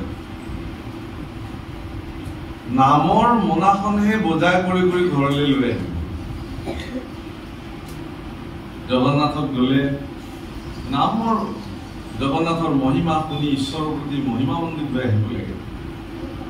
সাগৰৰ পাৰত মালা মণি মুকুতা লওঁতে কিনোতে জগন্নাথ দৰ্শন কি হল নহয় বেলেগ কথা। আৰু এই চান্স এই 7 দিনতে কাৰ কি কব লগা আছে ৰেলত যাওঁতে একদম মেল পাতি তাতে বহুতে এগৰাকী বৃদ্ধাই নাযায় বোলে মই কেনেকে যাওঁ, ঘৰত কোনো নাই। তাতে আকৌ ৰঙালাও কেইটা ইমান লাগছি বা কেইটা এৰি যায় মুস্কিল, আহিবা পাওঁ নে নাপাওঁ মই নোহোৱা চান্সতে। আই কেইদিন জীয়াই থাকিব, এইগিলা লাজ চিন্তা বাদ দিয়ক, আমাৰ লগত জগন্নাথ বহুত পোৱা কাৰণে যাব ওলাল। কিন্তু তেওঁৰ মনটো সেই ৰঙালাওকে বান্ধি থৈ গল, কি কৰিব উপায় নাই। এতিয়া মানুহে জগন্নাথ দেখে, ডাঙৰ ডাঙৰ মন্দিৰ দেখে, সাগৰ দেখে, তেওঁ কেৱল ৰঙালাও দেখে। বাপ্পা এইটো ইমান ৰঙালাও হৈছে, ক'ত আহে এই ক'ত এতে ৰঙালাও নাই। মানুহে দেৱতা দেখে, মন্দিৰ দেখে, সাধু সন্ত দেখে, কোনোবা দোকানত কিবা কিনিব গৈছে, আমাৰ দিবি দাইৰ পৰা ৰঙালাও বৈ দিব লাগে নে, কাৰণ তেওঁ চবতে কেৱল ৰঙালাও দিবে। গতিকে মানুহে এনেকুৱা তীৰ্থ ভ্ৰমণৰ প্ৰয়োজনীয়তা নাই। গুৰুজনাই সেইকাৰণে কৈছে জপত আপুনি যদি জপ বাদ দিব নোৱাৰে, আপুনি ভজনীয়া আপোনালে নাম জপ কৰে, জপৰ মহিমা বেলেগ আছে। গতিকে জপ নালাগে মানে আজিৰ পৰা আপুনি একোৱে নকৰিব, সেনেকুৱা হ'ব নোৱাৰে। তীৰ্থস্থান নালাগে বুলি আপুনি তীৰ্থ ভ্ৰমণ নকৰিব নেকি? গুৰুজনাই কৈ গৈছে তীৰ্থস্থানত। আৰু আপুনি তীৰ্থস্থানে যদি নকৰে, ভাৰতবৰ্ষৰ তীৰ্থস্থানটো এটা বিশিষ্টতা ভাৰতীয় সনাতন সভ্যতা। আপোনাৰ ক'ত ভগৱান আৱিৰ্ভাৱ হৈছিলে, ক'ত ভগৱানে স্নান কৰিছিলে, ব্যাসদেৱে ক'ত ভাগৱত ৰচনা কৰিছিলে, এই ঐতিহাসিক বিচাৰ কৰিবৰ কাৰণে, আপোনাৰ মস্তিষ্ক শান্তি দিবৰ কাৰণে আপুনি তীৰ্থস্থানলৈ যাবই লাগিব। পবিত্ৰ গংগা ধাৰা ক'ৰ পৰা উৎপন্ন হৈছে, গংগাত অৱগাহন কৰি আজিও আপুনি ঋষিকেশ বা তাতে গৈ যেতিয়া পবিত্ৰ গংগা ধাৰাত অৱগাহন কৰিব, যোনে কৰিছে তেওঁহে বুজি পায় কেনেকুৱা আনন্দ অনুভৱ হয়, কেনেকুৱা বিশাল উদাৰ দৃষ্টিভংগী সৃষ্টি হয় তাত। সেই প্ৰভুসকল সেয়া লাগিব, কিন্তু এনেকুৱা দৃষ্টিভংগীৰে নালাগে। আপুনি তপস্যাটো জীৱনৰ ব্ৰহ্মাদেৱক প্ৰথম ঈশ্বৰে তপ কৰিবলৈ আজ্ঞা দিছিলে। তপ ভাগৱততে লিখিছে, 3বাৰ তপ শব্দ শুনিলে চাৰিওফালে চালে মোক, সিদিনাখনৰ পৰা ব্ৰহ্মাৰ চতুৰানন হ'ল। তাৰমানে কি, চতুৰ্দিশৰ প্ৰতি দৃষ্টি দিব পৰা ক্ষমতা সিদিনাখন হ'ব আপোনাৰ, যিদিনাখন আপুনি তপস্যা কৰিব জানিব, পৰম ব্ৰহ্মৰ প্ৰতি সাধনা কৰিব জানিব। তেওঁ উলিয়ালে বিচাৰি যে কোন উপাস্য, আৰু সেই কথা তেওঁ মানৱ পুত্ৰ নাৰদৰ দ্বাৰা সমস্ত জগতত প্ৰচাৰিত কৰিছিল। প্ৰভুসকল, এয়া হ'ল শাস্ত্ৰৰ আধ্যাত্মিক এনেধৰণৰ বিচাৰ। ইয়াত উপদেশত অলপ কথা কৈছে আপোনাক হ'বলে, এহিকে কয় বেদে ইয়াকে কৈছে বুলি কৈছে। কেনে তুমি তেনেকে আনব গ্ৰন্থ এৰা আনব গ্ৰন্থ বেদগ্ৰন্থ মানে কথাটো হৈছে কি মানে আপুনি এটা উদাহৰণ দিলে ভালকে কথাটো বুজিব এজন মানুহৰ বেমাৰ হৈছে তেওঁ বিভিন্ন ডাক্তৰৰ ওচৰত সেই বেমাৰটো চিকিৎসাৰ কাৰণে গৈছে আৰু প্ৰত্যেক ডাক্তৰে তেওঁক এখন উপদেশ পত্ৰ দিছে যাক আমি প্ৰেছক্ৰিপশ্যন বুলি কওঁ সেই নিৰ্দেশ পত্ৰখন দিছে আৰু তেওঁ সেইমতে ঔষধ যি যি কৰিবলগীয়া কৰিছে তেওঁ ভাল নাপালে আৰু এজন ডক্টৰ তালৈ গ'ল চেঞ্জ কৰি দিলে এবাৰ সেইজন ডক্টৰৰ উপদেশ পত্ৰ গ্ৰহণ কৰিলে ভাল নাপালে আকৌ এজন তালৈ গ'ল এনেকে বিভিন্নজন চিকিৎসকৰ পৰা পৰামৰ্শ লৈ তেওঁ যেতিয়া ভাল নাপালে তেতিয়া কোনোবাই ক'লে যে নহয় অমুকে এইটো বেমাৰৰ মূল ডাক্তৰ যেতিয়া মূল ডাক্তৰজনক প্ৰাপ্তি হ'ল সেই ডাক্তৰজনে তেওঁ ক'লে কি বুলি যে এইবিলাক ঔষধ খাইছে আপুনি এইবিলাক হয় যে ঠিক আছে আজিৰ পৰা আপুনি এই ঔষধবিলাক খাব আৰু মই যিখন লিখিম এইখনহে আজিৰ পৰা তোমাৰ গতিকে তুমি বেদ পঢ়িছা উদ্ধৱটো বৃহস্পতিৰ শিষ্য গুৰু বৃহস্পতিৰ দ্বাৰা বেদ শিক্ষা গ্ৰহণ কৰিছে আৰু অন্যান্য অনেক চ'ৰ্চৰ পৰা বিভিন্ন উৎসৰ পৰা উদ্ধৱ পৰম পণ্ডিত তেওঁ বেদ আদি শাস্ত্ৰ অধ্যয়ন কৰিছে কিন্তু উদ্ধৱৰ জীৱনৰ সৌভাগ্য যে যিজন বেদৰ মূল স্ৰষ্টা যাৰ নাসিকৰে প্ৰথম বেদ সৃষ্টি হৈছিলে যিজন বেদৰ মূল গুপুত বিদ্য স্বয়ং ভগৱানে এতিয়া বেদ কথা উদ্ধৱক ক'ব কিন্তু তেওঁ ক'ব নে নক'ব যে তুমি আনৰ বিলাক বাদ দিয়া বেদ পন্থ মানে কথাটো বেদ পন্থ ত্যাগ নাই তুমি সেই বেদ আন সকলৰ পৰা প্ৰাপ্ত যিবিলাক বেদ পন্থ আন গ্ৰন্থ যিবিলাক চব পৰিত্যাগ কৰা মই এতিয়া যিটো বেদৰ কথা কওঁ এইখন ভক্তি মাৰ্গ বেদ পন্থই বা বেলেগ নহয় ভক্তি মাৰ্গ কোনোবা অন্য গ্ৰন্থৰ পৰা বেদক বাদ দি পেলাই কোনো সনাতন ধৰ্মত কোনো ব্যৱস্থা প্ৰৱৰ্তি থাকিব নোৱাৰে বেদ হ'ল মূল ভেটি আমাৰ সনাতনীয় ব্যৱস্থাৰ মূল ভেটি হ'ল বেদ বেদক বাদ দি পেলাই আপুনি চলিব নোৱাৰে অৱনিকি চাৰি বেদ বিচাৰি বেকত কৰো হৰি নাম দিনে ৰাতি বেদ বিচাৰ কৰিহে মহাপুৰুষে ভক্তি মাৰ্গৰ নিৰ্মাণ কৰিছে গতিকে কোনোবাই বেদ পন্থ হ'লে আজিৰ পৰা আমি বেদে অলপতে এজন কোনোবা ভাগৱতৰ এনেকুৱা ইউটিউবৰ পণ্ডিত এগৰাকীয়ে কৈছে যে আমি বেদ নামানো বেদ আমাৰ শংকৰদেৱে বেদ মানি ক'ত কৈছে শংকৰদেৱে বেদৰ স্তুতি লিখিছে গুৰুজনে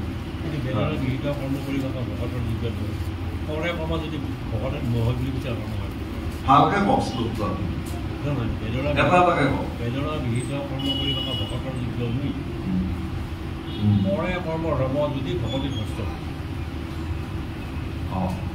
যদি তেওঁ ভকতিত ভ্ৰষ্ট হয় তেতিয়াহ'লে সেইজন ভকতে বেদ কৰ্ম কৰিবৰ কাৰণে অযোগ্য উল্টা হৈ যায়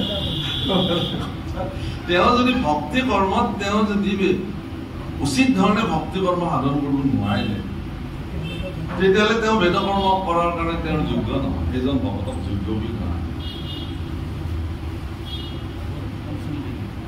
নহয় মানে কথাটো হৈছে কি মানুহৰ মনত কিছুমান বিক্ষিপ্ত ধাৰণা ভাগৱতক লৈ আজিকালি প্ৰচাৰ হৈছে যিটো কোনো কামত উচিত ভাৰতবৰ্ষৰ সনাতন পৰম্পৰা 4 বেদ 14 শাস্ত্ৰৰ 18 পৰা আপুনি কাকো কম কৰিব নোৱাৰে ভাগৱত এইকাৰণেই শ্ৰেষ্ঠ বুলি মহাপুৰুষ শংকৰদেৱে আমাক ক'লে যে ভাগৱত একমাত্ৰ শাস্ত্ৰ যি আপোনাৰ ভিতৰত থকা ভক্তিক জাগ্ৰত কৰিব পাৰে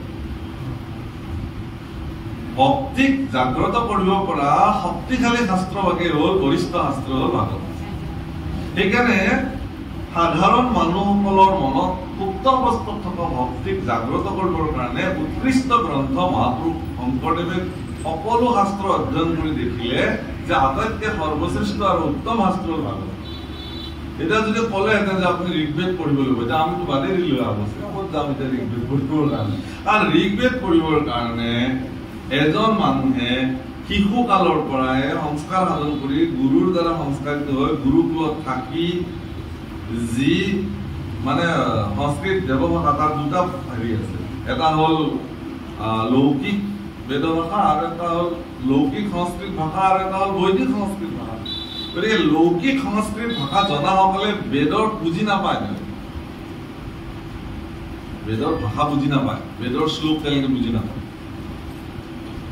সেইকাৰণে বেদ বুজিবৰ কাৰণে তেওঁ গুৰুকুলত থাকি বৈদিক সংস্কৃত ভাষাৰ জ্ঞান গুৰুমুখে শুনিব লাগিব, অধ্যয়ন তেতিয়াৰ বেদ বুজিব।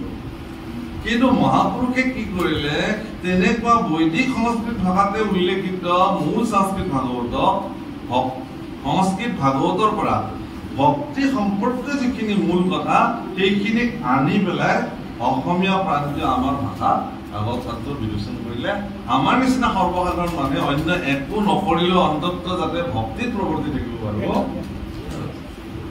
কিন্তু ইয়াৰ ওপৰঞ্চি আপুনি যদি যাব পাৰে কৰবালৈকে তেতিয়া কোনো বাধা নিদিয়ে। গতিকে একো নালাগে, আজিৰ পৰা আমি অমুক নকৰো তমুক নকৰো হেন তেন।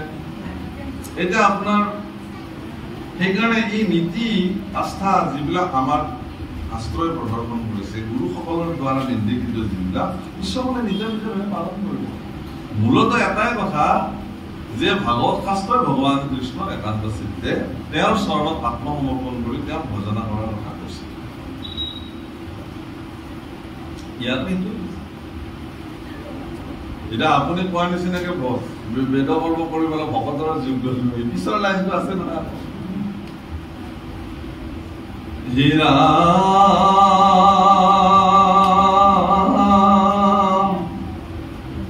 নকৰিও জন শুনা শুনিওক সভাসদ মহাভাগৱত পদ কৃষ্ণ কথা সংসাৰতে সাৰ আয়ু যায় আলে জালে ইটো ঘূৰ কুলি কালে জ্ঞানে কৰ্মে নপায় বা নিস্তাৰ নকৰিও জন্ম বৃথা শুনাইতো কৃষ্ণ কথা পুৰা ৰাম নাম গলে বান্ধি ঐত আয়ু পাত ভইলে ঘূৰ পৰ লোকে কহিলে আকে লাগি মৰিবা কান্দি পৰম বান্ধৱ নাম শুনাৰ গুণগ্ৰাম আত পৰে কোন পুণ্য আছে জাত পৰে না পাপি নাই তাক তাৰ নামে পাই কুল হুয়া একো নমাছে। মহাপুৰুষে নামৰ সাধনাটো এইকাৰণে লৈ আহিলে, এইকাৰণে লৈ যে এনেকুৱা পাপী নাই জগতত যাক নামে তৰিব। সেইকাৰণে নামৰ ব্যৱস্থা মহাপুৰুষে উৎকৃষ্ট ব্যৱস্থা হিচাপে দৰ্শন কৰে যে অন্তত বেলেগ। কাৰণ আজি আপুনি বৈদিক ক্ৰীড়া যদি এজন ব্যক্তিক কৰিবলৈ দিয়া হয় তেতিয়াহ'লে তেওঁৰ জীৱনত সেইটো সম্ভৱ নহ'ব পাৰে, কাৰণ ইমানটো সহজো নহয়। কিন্তু নাম ব্যৱস্থাটো সহজ সৰল, নাম চবে ল'ব পাৰে, নাম গাব পাৰে। মানে যিসমূহ এতিয়া কিছুমান ব্যৱস্থা চাওক, আমাৰ বহুত মানুহে এনেকে ক'ব খোজে যে একাদশ স্কন্ধতে কৈছে বোলে নপায় মোক একাদশী উপবাসে নপায় মোক যোগ পৰম সন্ন্যাস। মোক যোগ পৰম সন্ন্যাস একাদশী উপবাস এইবিলাকেৰে মোক নাপায়। কিন্তু একেজনা মহাপুৰুষে আকৌ দ্বাদশ স্কন্ধত লিখিছে হৰি বা আচৰত যিটো নিৰাহাৰ হৈয়া থাকিছে তাৰো মিলে অতি মহাভাগ। হৰি বা আচৰ সংস্কৃত শব্দ, হৰি একাদশী দিনটো হৰি বাচৰ বোলে। হৰি বাসৰত যিজন বোলে নিৰাহাৰ হৈ থাকিব পাৰে তেওঁৰ মহাভাগ্য মিলে। কি কৰিব আপুনি? মূল কথাটো হৈছে কি যে এই বাক্যটো লিখাৰ পিছত আমাৰ এজন আত্মা পুৰুষে পিছৰ একাদশীত মাছ লৈ আহিছে। গুৰুজনাই বোলে সেয়া কি? বোলে মাছ অনা হৈছে। বোলে আজি একাদশী পাৰিলেতো উপবাস ল'ব লাগে, তাতে আকৌ তুমি মৎস্য আনিছা। বোলে আপুনি দেখোন লিখিছে নপায় মোক একাদশী উপবাসে নপায় মোক যোগ। গুৰুজনাই বোলে এইটোহে বুজিলে নেকি? মাধৱ পুৰুষ কৈছে লৈ আহা কলম, লিখাবলৈ কাটি পেলাম এই বাক্য, কাৰণ এই বাক্যই ভৱিষ্যত বিভ্ৰান্ত সৃষ্টি কৰিব। তেতিয়া মাধৱ পুৰুষে কৈছে গুৰুজন আপোনাৰ শ্ৰীহস্তে নিৰ্মিত হোৱা এই বাক্য অমুক বাক্য ই কেতিয়াও হেৰি হ'ব নালাগে। কাৰণ থাকক বুজাই যেনেধৰণে বুজিব, নুবুজাই যেনেধৰণে নুবুজিব, একো অসুবিধা নাই। বুজাই বুজিবই। প্ৰভুসকল বৈষ্ণৱসকলৰ চৰিত্ৰসমূহ বিশ্লেষণ কৰিলে আপুনি দেখিব যে জগতত এনেকুৱা এগৰাকী বৈষ্ণৱ পৰম সাধক বৈষ্ণৱ শ্ৰেষ্ঠ বৈষ্ণৱ নাই যিজনে জীৱনত একাদশী পালন কৰে পূৰ্ণাংগ ৰূপত একাদশী ব্ৰত তেওঁ পালন কৰিব লাগিব নিৰাহাৰ হৈ থাকিব নিৰ্জলা উপদেশ বা কিছুমানে এইটো তেওঁৰ জীৱনৰ কাৰণে সৌভাগ্য ব্ৰতৰ যিটো বিধান আছে সেই বিধানত যদি আপুনি নপৰে তেতিয়াহ'লে আপুনি নালাগে যদি আপুনি ৰোগী হয় আপোনাৰ ঔষধ সেৱন কৰিবলগীয়া আছে নিয়মিত আপোনাৰ যদি শৰীৰৰ তেনেকুৱা কিবা হেৰি আছে বা আপোনাৰ যদি অত্যন্ত শ্ৰমিক আপুনি পথাৰত কাম কৰিব লাগিব তেতিয়া আপোনাৰ কাৰণে ব্ৰতৰ বিধান নাই নালাগে আপুনি কৰিব কিন্তু আপোনাক যদি ঈশ্বৰে সকলো ফালৰ পৰা সুবিধা প্ৰদান কৰিছে কোনোবা এজনে যুক্তি দিছিলে অলপতে বোলে উপবাস ললেই যদি ভগৱানক পায় ভিক্ষাৰীবিলাকে দেখোন আগতেই পাব আপাত দৃষ্টিৰ কথাটো বাৰু নোহোৱা নহয় কিন্তু এজন ভিক্ষাৰীৰ উপবাস আৰু এজন ব্ৰতীৰ উপবাস ইয়াৰ আকাশ পাতাল পাৰ্থক্য আছে যিজনে নাপাই পেলাই খোৱা নাই আৰু এজনৰ সন্মুখত অজস্ৰ থকাৰ পিছতো ত্যাগৰ মনোবৃত্তিৰে তাক পৰিত্যাগ কৰি নোখোৱাকৈ আছে সাধক গুৰুসকলৰ আশ্ৰমৰ পৰা যেতিয়া শিষ্যসকল আহে উপদেশ দিছে তৈতৰীয় উপনিষদৰ পৰা অন্ন ন নিন্দা অন্ন বহু পূৰ্বিত তাদৰ পৰা তুমি এই ব্ৰতত আজিৰ পৰা স্থিত হ'ব লাগিব যাতে তোমাৰ দ্বাৰা অন্ন বৃদ্ধি হয় গতিকে মোৰ জীৱনত যিমান একাদশী প্ৰাপ্তি হৈছে সেই একাদশী বিলাকক মই যিমান অন্ন খাওঁ এটা দিনত সেইখিনি যদি ৰেহাই হৈ ৰাহি হৈ গৈ থাকে সেনেকে পৃথিৱীৰ 1 লাখ মানুহে যদি একাদশীৰ দিনা অন্ন পৰিত্যাগ কৰি থাকে তেতিয়াহ'লে পৃথিৱীত কিমান অন্ন ৰাহি হৈ যায় অপব্যয় তদুপৰি শৰীৰৰ কাৰণেও সি মংগলজনক তাৰ আয়ুৰ্বেদিক চিকিৎসকসকলে শৰীৰবিদসকলে চিকিৎসা বিজ্ঞানে ইয়াৰ উপকাৰৰ সম্পৰ্কেও বৰ্ণন কৰিছে আজি ইয়াৰ সম্পৰ্কে আলোচনা আছে যে মানুহ উপবাসৰ ফলত কি কি বেমাৰৰ পৰা তেওঁ মুক্ত হৈ থাকিব পাৰে শৰীৰ কিমান সলনি হ'ব পাৰে বৈষ্ণৱৰ কথা অলপ ক'লে বৈষ্ণৱৰ কথা অলপ ওলালে সেইটো অলপমান ভাষাটো অকণমান বুজাই দিব নেকি তাৰমানে যে মাধৱে সেইটো অলপমান হেৰি বাৰু বিষয়টো সময়ো কৈ আছে আৰু এটাত আমি সময়ৰ কথা আছে আৰু যি নহওক দুটাতে সামৰিব লাগিছে সেইটো কৈছে যে মাধৱে বুলন্দ শ্ৰুতি স্মৃতি মোৰো আজ্ঞাবাণী জানা নিষ্ঠ আকৌ উলংঘিয়া যিটোজনে প্ৰৱৰ্তয় সিও ভৈলা মোৰ আজ্ঞা চেতি মোৰ দেশ কৰিলে কোৱাতে মোৰ ভক্ত সন্ত বৈষ্ণৱ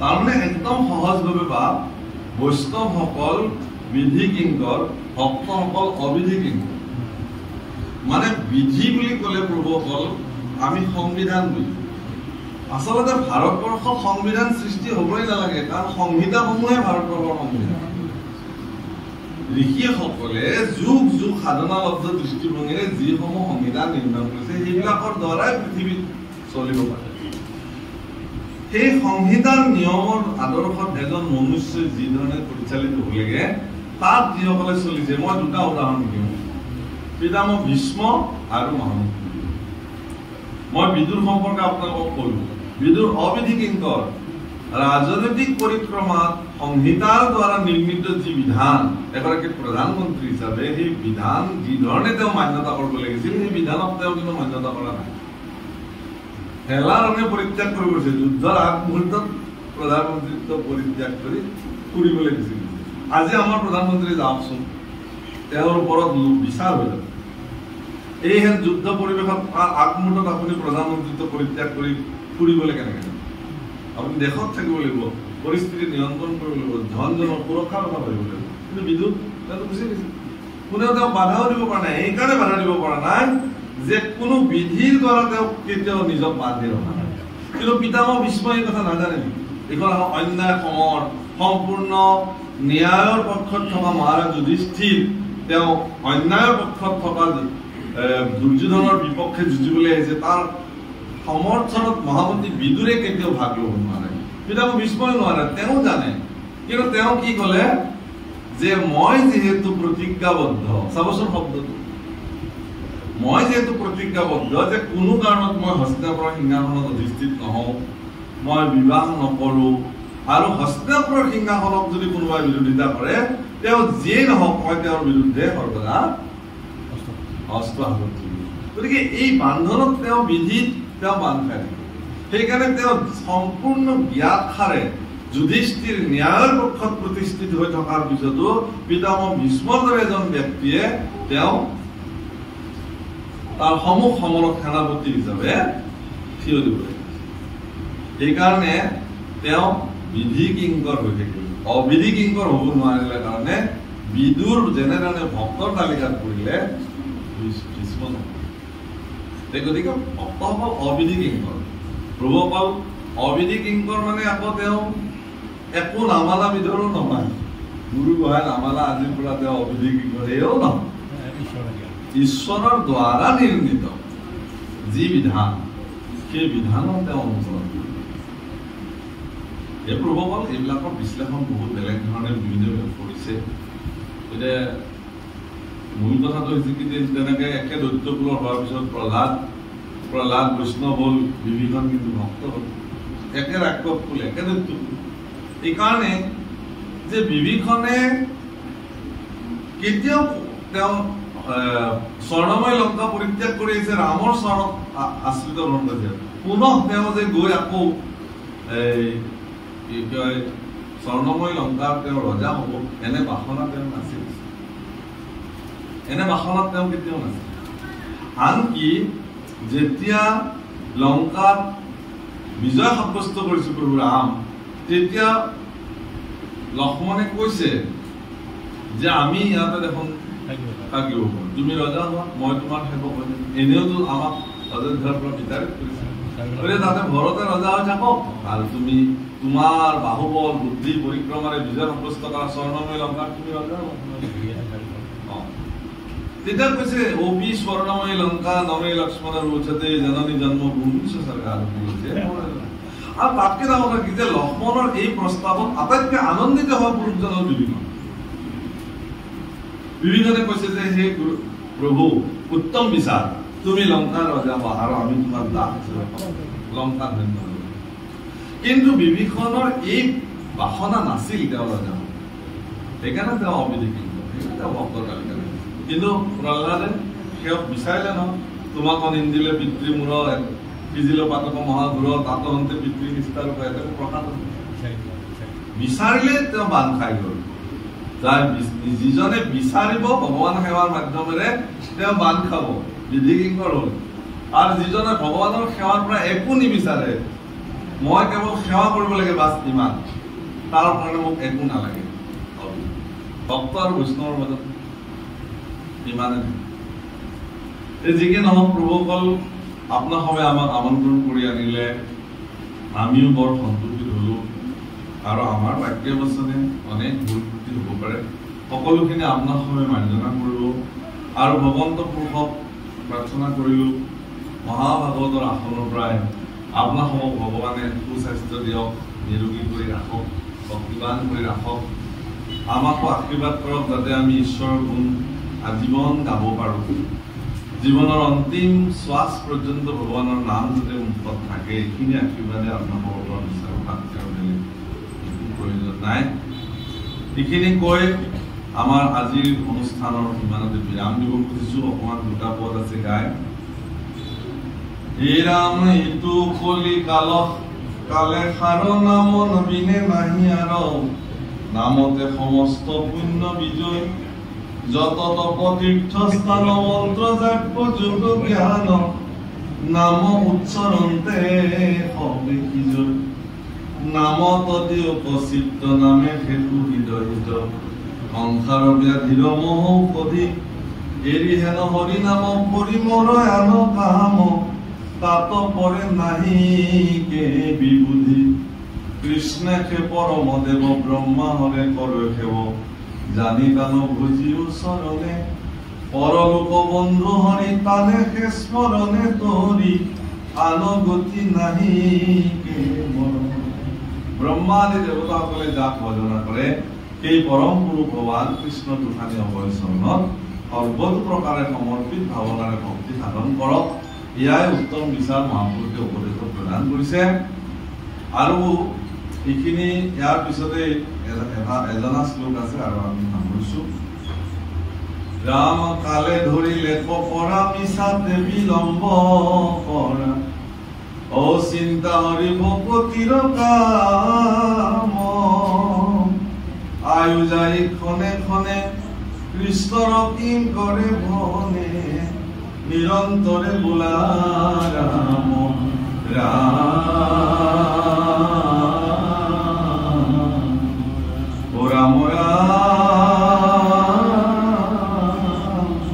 নিৰন্তৰে বোলা ৰাম ৰাম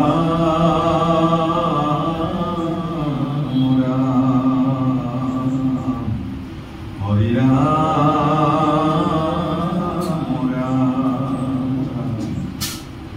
জয় ৰাম জয় নাৰায়ণ জয় কৃষ্ণ জয় গুৰু শংকৰ হৰি ৰাম বোলে অপৰাধ দিনাখন